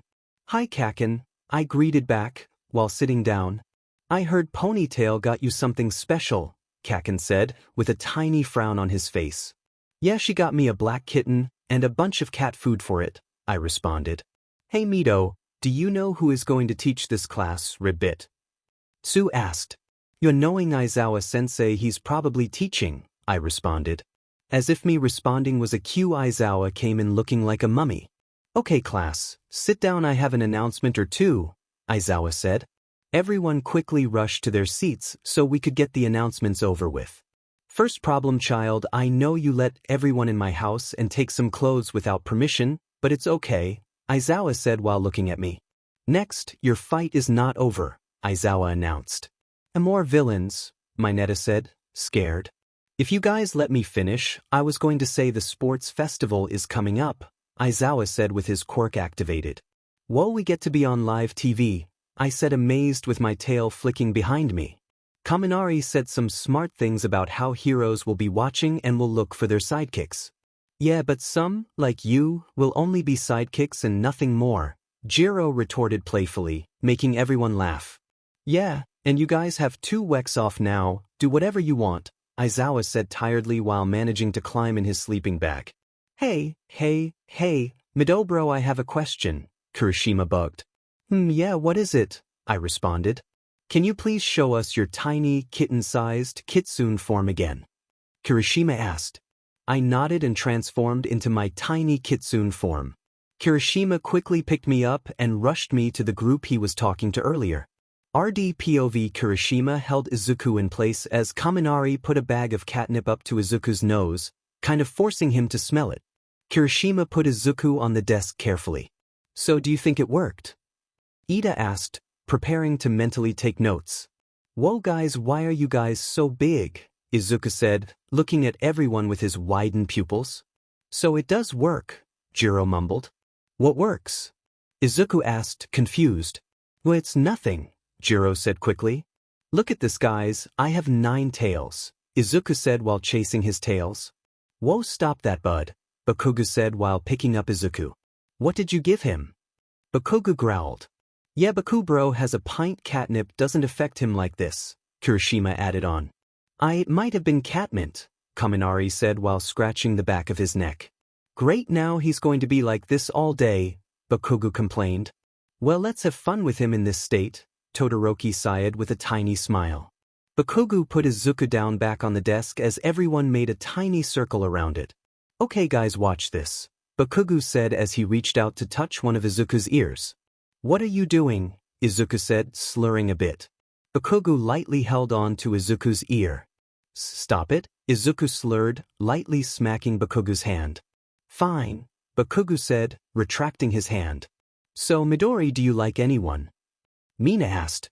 Yeah, I think I do, Izuku said, with a not very convincing look on his face. Who is Zuku? Todoroki asked eagerly. It's Dash, R.I. The bell interrupted.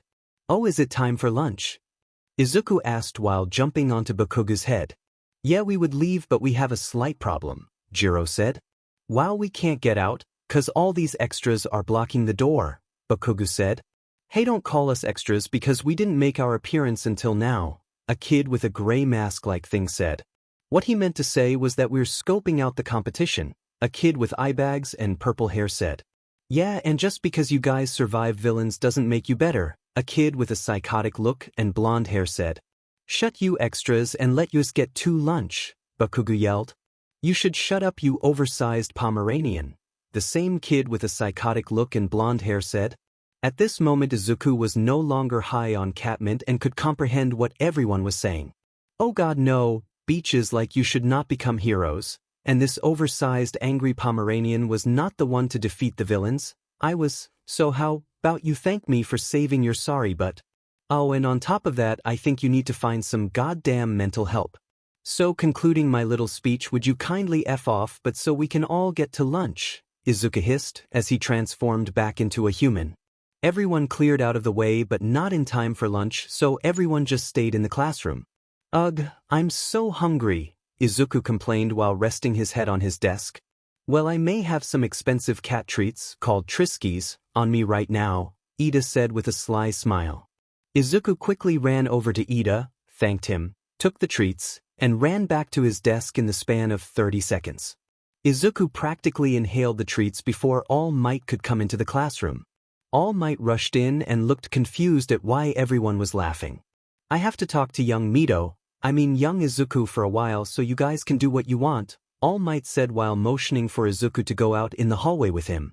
Izuku waked out the classroom doors and looked to the left to be met with All Might's skinny form. Hi Uncle Toshi, what did you want to talk about? Izuku speak. Why did I say I was going to think about Uncle Toshi's offer for one for all? Of course I want it, I thought.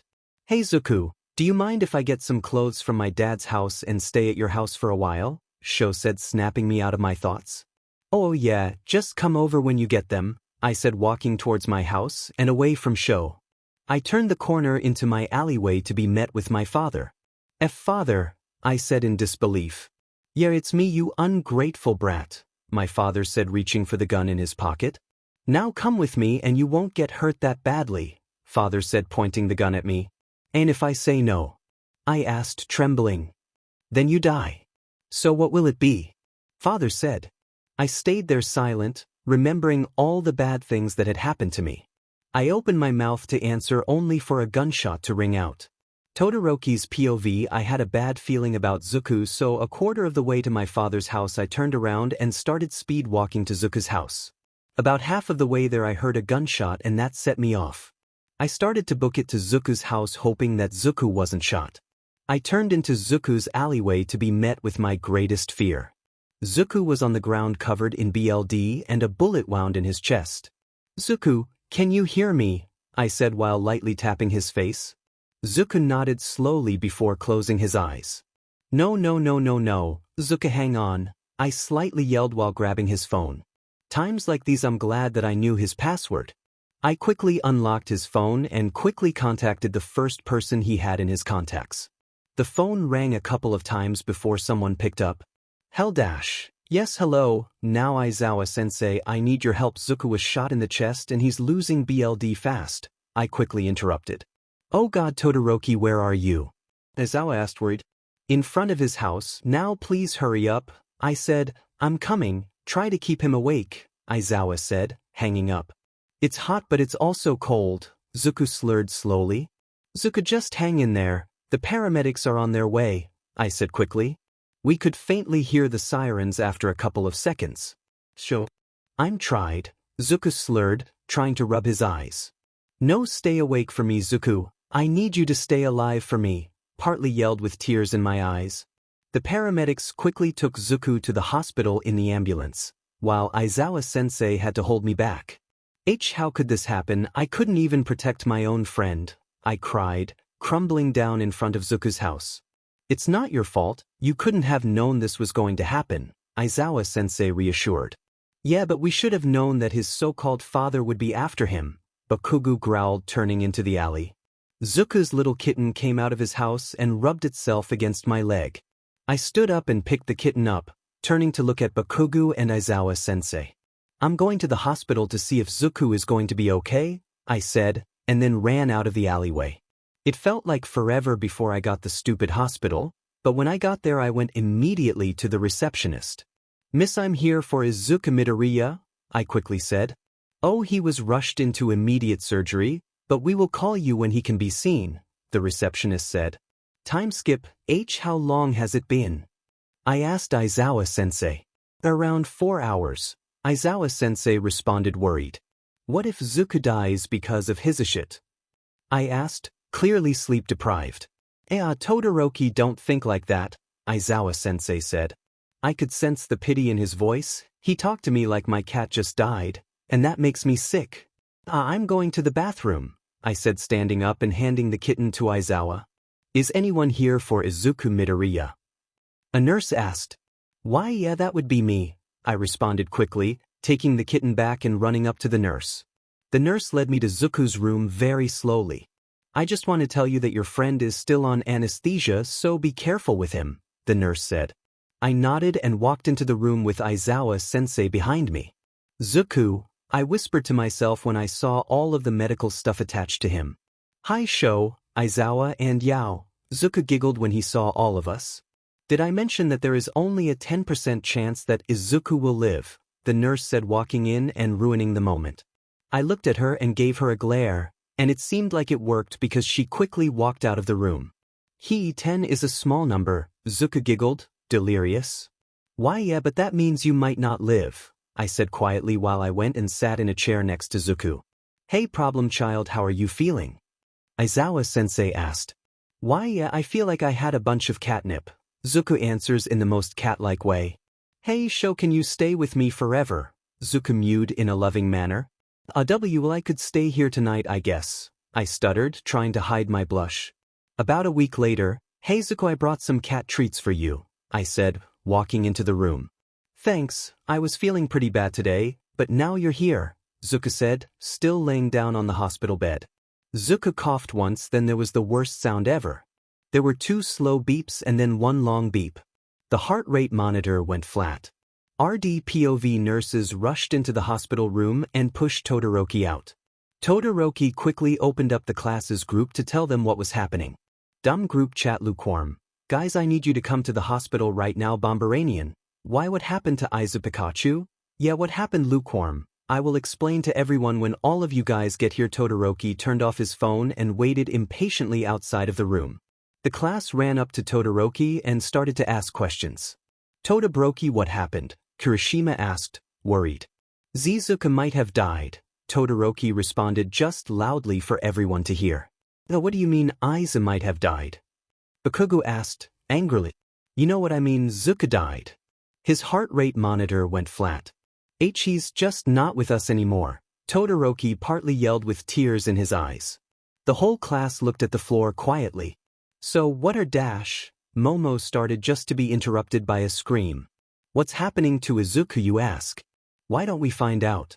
In Izuku's mind, Izuku woke up in the same dark place he did when he met Inari.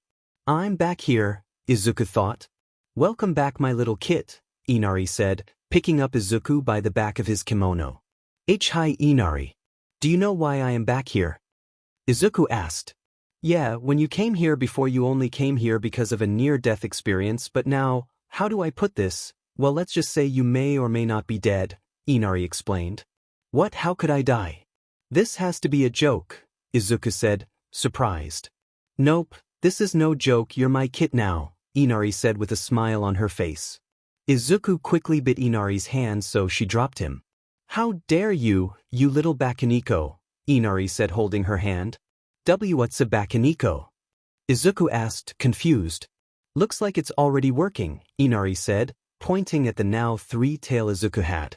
Whoa, so like a kitsune, but instead of a fox a cat? Izuku wondered out loud. Yep, exactly, and if you supposedly lived you would have up to 7 tails like a normal bakaniko, Inari explained. Izuku smirked and started to think. So if I convince that dumb goddess to make me live I could have 7 tails, Izuku thought sinisterly. So Inari, can I please stay alive? Izuku asked with his ears drooped down and his, now 4, tails swishing behind him. Please don't try to act cute, little bakaniko, I won't let you live, Inari said looking away. You know, if you don't let me live, all of the readers and the whole fandom will break the 4th wall and kill you. They also might kill the author, Izuku said innocently. What? Inari asked, confused. Nothing, but if you send me back I'll come here in my dreams regularly so you're not lonely, Izuku negotiated, twiddling with his, now 6, tails. Who told you I was lonely? Inari asked, embarrassed. No one, but I could tell how you wanted me to stay here, Izuku replied. Fine, but I can't do anything about your 7 tails, Inari said, disappointed. No, it's okay, I kinda like these tails, now throw that water ball at me, Izuku responded, closing his eyes. Izuku's POV, I opened my eyes due to a bunch of nurses screaming. Guys, he's alive, one of the nurses yelled. Oh my god, he's alive, another nurse said, leaning over me. Yeah, what happened? I asked, trying not to act like I already knew what was happening. Well, see, you died. After us trying to revive you there was a flash and you awoke, the doctor explained, helping me sit up. Whoa, I have 7 tails now, I said, trying to act surprised. Yes, that is another thing, but you still have that 1 burnt tail, the doctor said. Can I see Aizawa? I asked. Yeah, sure, then you can have privacy with him, the doctor said before walking out of the room with his nurses. Aizawa walked in the room a couple seconds later and sat in a chair next to me. Hi Aizawa, how are you? I asked. First of all, call me Dad, and second, don't act like you just didn't die and grew 6 extra tails, Dad responded. Yeah, Dad, but other than the dying you could say today was perfect, I chuckled. Shut up, problem child, Aizawa said while chuckling at my pun. Mind if I get the class? You gave them quite the scare, you know, Dad asked. Yeah, sure, I can't wait to show them my new features to them, I said excitedly. Dad walked out of the room and headed the class in the room. Hi guys, did you know I almost died? I asked with all of my tails swishing behind. Of course, but don't scare us like that again, Kitten said, ruffling my hair. Looks like someone has more tails, 𝐀𝐮𝐭𝐡𝐨𝐫 said. Yeah, now I have 7 tails, I said, showing them off. Dude, are you a zombie because you died and then came back to life? 𝐀𝐮𝐭𝐡𝐨𝐫 asked. Everyone looked at 𝐀𝐮𝐭𝐡𝐨𝐫 and then burst out laughing. Hey, don't laugh, 𝐀𝐮𝐭𝐡𝐨𝐫 whined. Izuku could kinda be like a zombie, but the 7 tails remind me of a Neko, which is a cat spirit or yokai, 𝐀𝐮𝐭𝐡𝐨 explained. Dude, he's a yokai. Wait, yokai eat people? Please don't eat me, I taste terrible, 𝐀𝐮𝐭𝐡𝐨𝐫 said. 𝐀𝐮𝐭𝐡𝐨𝐫, he's not a yokai. I can touch him, 𝗧𝗓𝗪 said, patting me on the head. Stop trying to prove me wrong, 𝐀𝐮𝐭𝐡𝐨𝐫 whined. See, can I get out of here? I'm kinda bored of staying in the hospital and I need to train for the sports festival, I said, entering the conversation. Yeah, sure, let me go. Ask if you can be discharged, but you're going to live with me, Dad said before walking out of the hospital room. Can I touch your ears, Izu? Kitten asked after Dad walked out. Izuku's POV, hey Midoriya, do you think you'll be okay with the sports festival? 𝐀𝐮𝐭𝐡𝐨𝐫 asked, brushing my tails. Honestly, I don't know. What if my terrible father decides to kidnap me? I wondered out loud. Don't worry, everyone will protect you, Deku, Kirby said, skipping over to us. Deku? I asked, confused. Yeah, Deku, it sounds like Deku, which means it can, Kirby responded. Yeah, I don't mind, even though Deku means useless, I said, mumbling the last part. There, your fur is clean and brushed out, 𝐀𝐮𝐭𝐡𝐨𝐫 said, proud of his brushing skills. Yeah, and it's just in time, I responded happily. Deku, why is your middle tail fluffier than the others? Kirby asked. Well, I have a perfect reasoning for that. Since my middle tail was my only tail before I died, that is why it has the burn and is fluffier than my others, I explained. Guys, we're being called out, Sonic said, taking my hand and leading me out with the rest of the class. After President Mike, or Papa, called out all of the other first-year classes that weren't introduced in this book, we started the opening ceremony thing. Now we have Izuku Midoriya, Class 1A's representative and top student, giving a speech, Auntie Midnight announced, cracking her WHP thing. I slowly walked onto the stage and let out a shaky breath. Well, I hope everyone, even the ones that haven't been introduced in the book yet, will give a good performance. So let's all go plus ultra, I said, yelling the plus ultra part, and walking back down where all of the students were. Auntie Midnight spun a wheel to figure out what the first totally entertaining thing we were doing. The wheel slowed down and landed on the first competition, an obstacle course. Most of the teachers herded us into a tunnel while the others set up the obstacle course. RDPOV, after a couple of minutes, all of the teachers had finished setting up the obstacle course and were getting ready to start the competition. Izuku was towards the back of the crowd of students stretching. Izuku quickly transformed into a kitten when he saw the gates opening. Go! President Mike yelled when the gates were fully open. Izuku jumped on some students' heads and made his way to the front of the crowd. Wow, show really had to freeze all of this, Izuku thought, running past all of the ice. Izuku shifted into a cheetah and quickly ran to catch up with Todoroki and Baku. Ha, this is easy, Mineta said, landing on Izuku's back. You get off of me, you spoiled grape, Izuku retorted, disgusted. As if the zero-pointer robots heard what Izuku said, it knocked Mineta off of Izuku's back. Looks like the students met the giant robots. President Mike exclaimed, as Todoroki froze all of the robots and Izuku transformed into a finch out of fear. Looks like 2 students are trapped under the zero-pointers, Aizawa announced. I'm not going to lose to Class 1B, 𝐀𝐮𝐭𝐡𝐨𝐫 yelled, using his quirk to break through the frozen robots. Yeah, and I'm not going to lose to those Class 1A losers, the iron-quirked kid yelled, using his quirk to break out of the robots too. Looks like a couple of students made it to the death pit, where one fall could lead to slowing you down.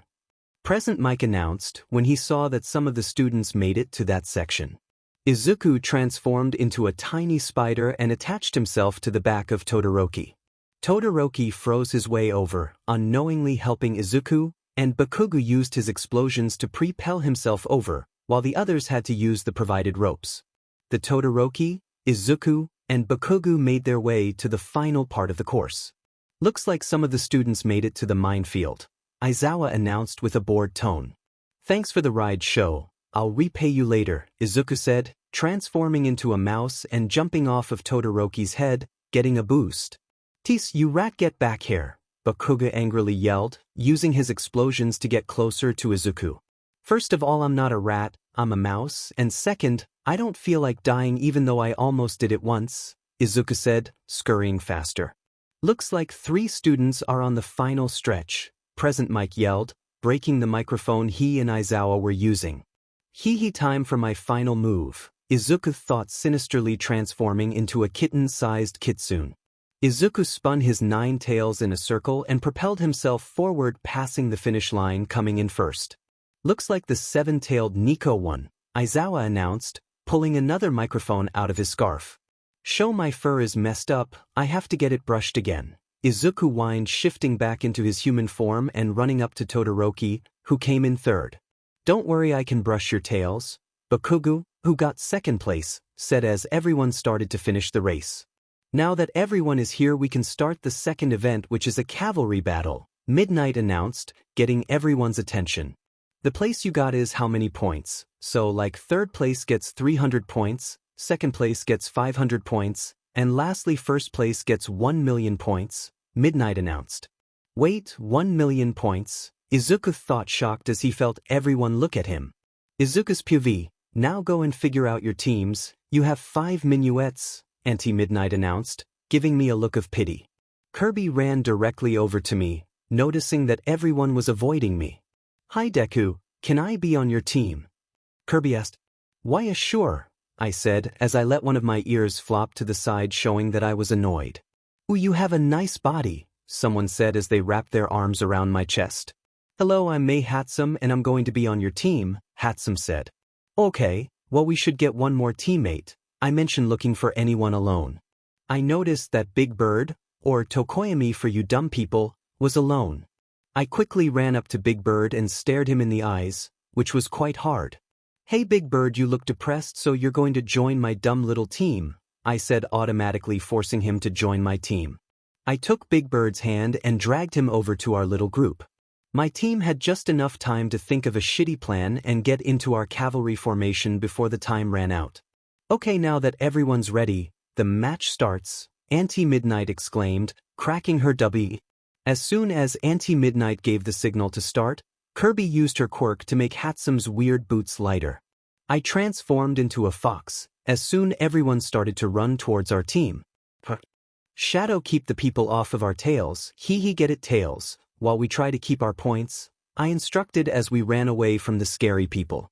"Hey Deku, why is your kitten form the only form affected by your 7 tails?" Kirby asked, getting distracted. "Shut up and float some people, I'm going to attempt to get points." Kirby made use of herself and floated a team of Class 1B, giving me the chance to get some headbands. I had a couple headbands on my neck, looking fashionable, when Sho's team started to come for our team. "Zuzu, we have a problem. Todoroki's team is behind us and thanks to Kaminari I can't attack them," Dark Shadow explained. I cursed under my breath. "Dark Shadow, keep other teams off while I handle these guys," I instructed as I turned around to face Sho's team. Sho kept trying to take my 1 million point headband, while I kept dodging. Why is Sho only using his ice? I thought, continuing to dodge. Sho set his right side on fire out of frustration and quickly tried to grab one of my headbands. I quickly charged up one for all and flicked my paw using it. "Naya, that hurt," I cried, shifting into a fluffy tanuki or a raccoon dog and turning around. "Zuko, are you okay?" Big Bird asked, noticing my broken left paw. "No, my fing paw broke with an unknown quirk," I cried, trying not to let on that I knew about my new quirk. "Oh, it must have been from that time," Kirby recalled. "One more problem, 𝐀𝐮𝐭𝐡𝐨𝐫's using his explosions to chase after us," Dark Shadow said, worried.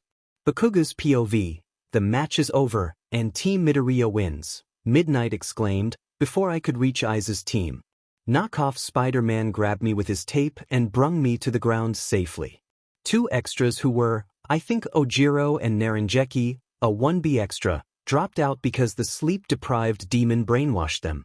Midnight let 2 other extras take their places before telling the matchups between the top 4 teams. "Good job, Aizu, I'm glad that you're doing good in the festival," I said happily while brushing Aiza's tails. Yeah, but I'll have to go against you sooner or later, 𝐻𝐮𝐬 said, worried. That doesn't matter, all that matters is what that tail dude said, I responded. All I have to do is not say anything, or maybe I could bribe him. He does look like Aizawa's, so he could like cats. What if I made a deal with him? 𝐻𝐮𝐬 started to mumble. 𝐻𝐮𝐬, I finished brushing your tails and it's time for you to go out on the field, I said, snapping 𝐻𝐮𝐬 out of his cute mumbling. Thanks 𝐀𝐮𝐭𝐡𝐨𝐫, 𝐻𝐮𝐬 said, rushing off into a tunnel. I quickly made my way to the Class 1A stands and sat where everyone was. Baku bro, do you think Midoriya is going to win? Shitty Hair asked. Yeah, there is no way he's going to lose to that sleep-deprived demon, I answer back. Now, I shushed as present Mike started to announce things. Izuku's POV, now we have the kid, in the hero course, that quite literally died and came back to life with 6 more tails, Izuku Midoriya. Papa announced quite loudly as I walked onto the arena. And here we have Hitoshi Shinso, from Class 1B, who hasn't done anything quite memorable, but his fanbase would kill you if you insult him. Papa announced loudly as my opponent walked on the arena. Now fight, Auntie Midnight exclaimed, cracking her WHP.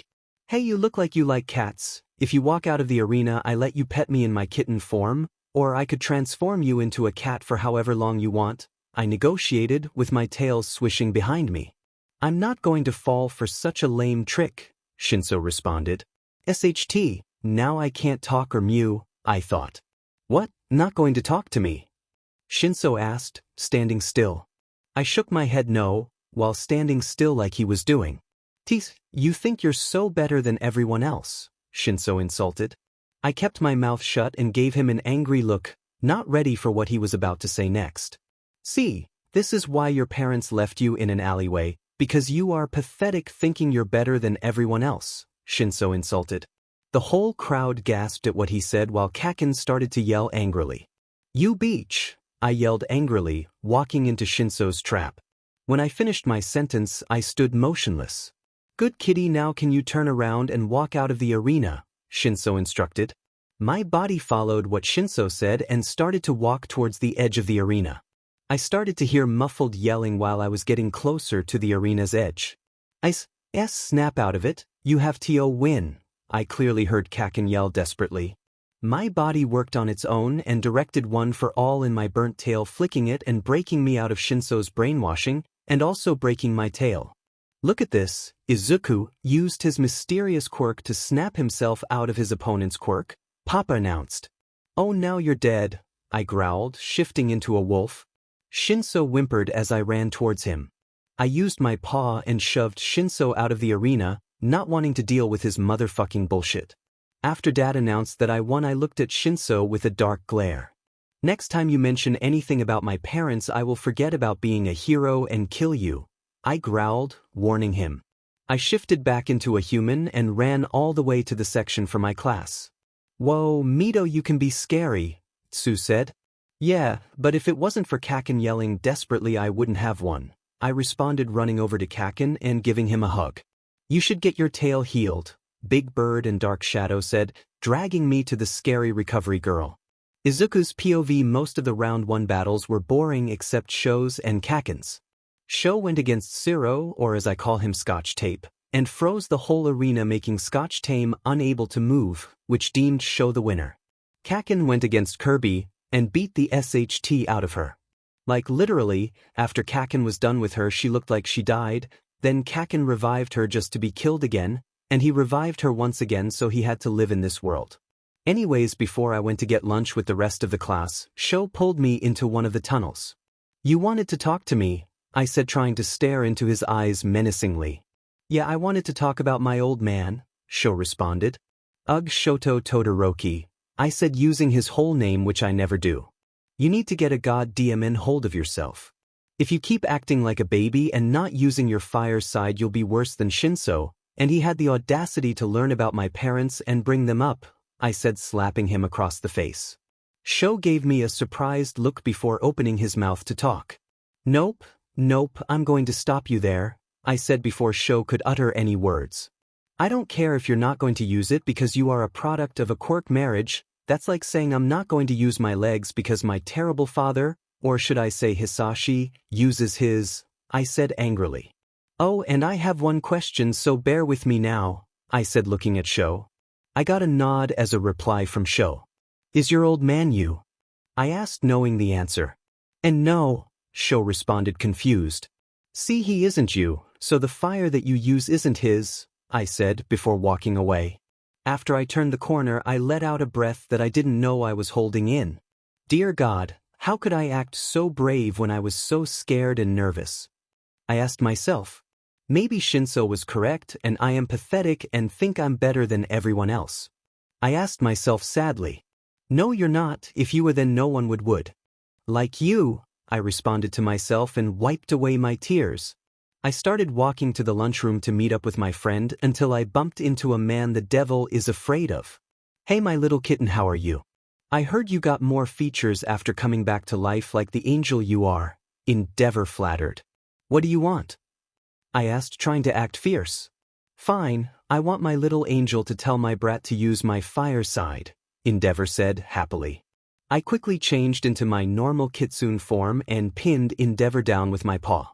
Don't try to use your fire. This little kitsune form is immune to fire, I said when I noticed him trying to escape. Endeavor whimpered like a scared puppy when I said that he couldn't use his fire. First of all, 𝐀𝐮's fire side is not yours, it is his, so he doesn't have to use it, I said, pressing down even harder. Second, you trash, I can't believe you made 3 other kids before 𝐀𝐮 just to try them out as experiments. You are almost as bad as my so-called father, I said, growling the last part. Oh, and you motherfucking pace of fiery, I am not your little angel and I never will be until you treat 𝐀𝐮 like a father should, I growled. I took my paw off of the piece of 𝐀𝐮 and shifted back into my human form. I will help 𝐀𝐮 use his fire half, but only because I want to help him as a friend, I hissed before walking away and to lunch. Time skip, WBBB, what if 𝐀𝐮 is mad at me for before and he fights me like you fought Kirby? I asked 𝐀𝐮, letting my nerves get to me. If he does, he's going to be on a bunch of people's kill list, 𝐀𝐮 responded, scratching behind my ears to calm me down. I looked at the clock and saw that I should get ready to fight. 𝐀𝐮, I'm going to mentally prepare myself by, I purred, jumping up and running towards the tunnel I was in before my first fight. Here we have the wondrous living Neko with more than one quirk, Izuku Midoriya. Papa announced very loudly. As I walked out on the field, a whole bunch of fangirls screeched. And now here comes the son of the number 2 hero Endeavor, Shoto Todoroki. 𝐀𝐮 had his own group of fangirls screech as he walked on the field. Already and go, Auntie Midnight said, sensing the tension between me and 𝐀𝐮. RDPOV Todoroki immediately sent ice towards Izuku, attempting to trap him. Nope, sorry, but that's too cold, Izuku said, using one for all and breaking his thumb and middle finger. Izu transformed into a kitten, attempting to dodge all of the ice spikes that were coming for him. Anaya, that hurt, Izuku cried as Todoroki pierced one of his tails with an ice spike. Izuku quickly shifted back into a human and pulled his tail off of the ice spike. Please just give up, Zuku, Todoroki pleaded when he saw the shape Izuku was in. And never, I'm going to win for 𝐀𝐮, Izuku said sternly as he sent shockwaves towards Todoroki. This ice and shockwave went on for a while until Izuku had broken every bone in his tails and hands that he could, and Todoroki's left side was covered in patches of ice. 𝐶𝐮, why don't you just use your fire side? Izuku ached with shallow breaths. I said before, I'm not going to use my old man's quirk, Todoroki responded. 𝐶𝐮, it's not his quirk, it's you power. Like I said, it's your quirk, not his, Izuku yelled inspirationally. Todoroki's right side burst out in flames, breaking his word when he said he wouldn't use his fire. Zuku, now I have another favor to owe you, Todoroki said with tears in his eyes. Hey, I guess you do, Izuku responded, dogging the fire coming his way. Believe it or not, this kitten is my strongest form, Izuku said, charging one for all. Let's see about that, Todoroki semi-playfully retorted, readying his fire. Both of the friends, that were now rivals, launched themselves at each other. The pro hero 𝐶𝐮𝐬𝐺 used his quirk to put up multiple walls, stopping the impact. As both of the rivals hit the wall, they created a big explosion, launching them back. Look at this, both of the contestants are still in the arena, but they are down, Present Mike exclaimed. No, look at that, Todoroki is getting up. If Izuku gets up then it's the first one out of the ring, Aizawa said looking at Todoroki getting up. Izuku got a whole bunch of yells telling him that he could get up and that he could still fight, but one explosive ash blonde yelled helping Izuku once again. Aiz, you don't lose too, that icy hot bee. You have to remember our promise that we made, Bakugo yelled discreetly. At this remark Izuku's ear twitched and he slowly got up. Why am I promise that I made? I can't forget it, Izuku mumbled to himself. Flashback to before the entrance exams. Kaken, your fur is super spiky today, Izuku said while grooming Bakugo's fur. Yeah, but spiky hair is my best quality. Everyone will remember me as the hero with super spiky ash blonde hair, Bakugo said, chuckling. Yeah, and they'll remember me as the fluffy green-haired hero, because green fluffy hair is my best quality, Izuku added on. Yep, we'll be pro-heroes together, Izuku said nuzzling into Bakugo's fur. Aizu, can you promise me that when we get into you, that when you're fighting a physical battle or a verbal battle you will always stand strong and don't let the opponent get the best of you? Bakugo asked with tears in his eyes. I'll make sure that I'll win even if I have to break myself, especially if it's for you, Kaken, Izuku responded crying. Flashback over, I have to win this for Kaken, and to show Shinso that I'm not pathetic, Izuku thought as he ran towards Todoroki still in his kitten form. Izuku quickly grew tiny white wings and flapped them to fly a bit. I'm going to break myself so I can win this battle, Izuku thought as he rammed his head into Todoroki's chest, not giving Todoroki time to use any of his quirks. Todoroki stumbled and fell out of the ring as Izuku landed on the ground and passed out. The winner is Izuku because before he passed out Todoroki fell out of the ring, Aizawa explained while the medical bots took the winner and the loser to Recovery Girl. We will have a short intermission so the friend of the hurt contestants can see them. Bakugo sprinted his way to Recovery Girl's office so he could see Izuku. Bakugo's POV, I barged in the room seeing Aizu's kitten form without the wings unconscious on one of the hospital beds. Hello Bakugo, the old lady said. Why hello Recovery Girl, I greeted walking over to Aizu's bed. You really broke yourself, I whispered. Yeah, it's sad to see him in this state, Pikachu said behind me. It's kinda like the time when he fought the Nomu, Raccoon Eyes added on. Why I never want to see him like this again, but I know I will, I responded, scratching the top of Aizu's kitten head.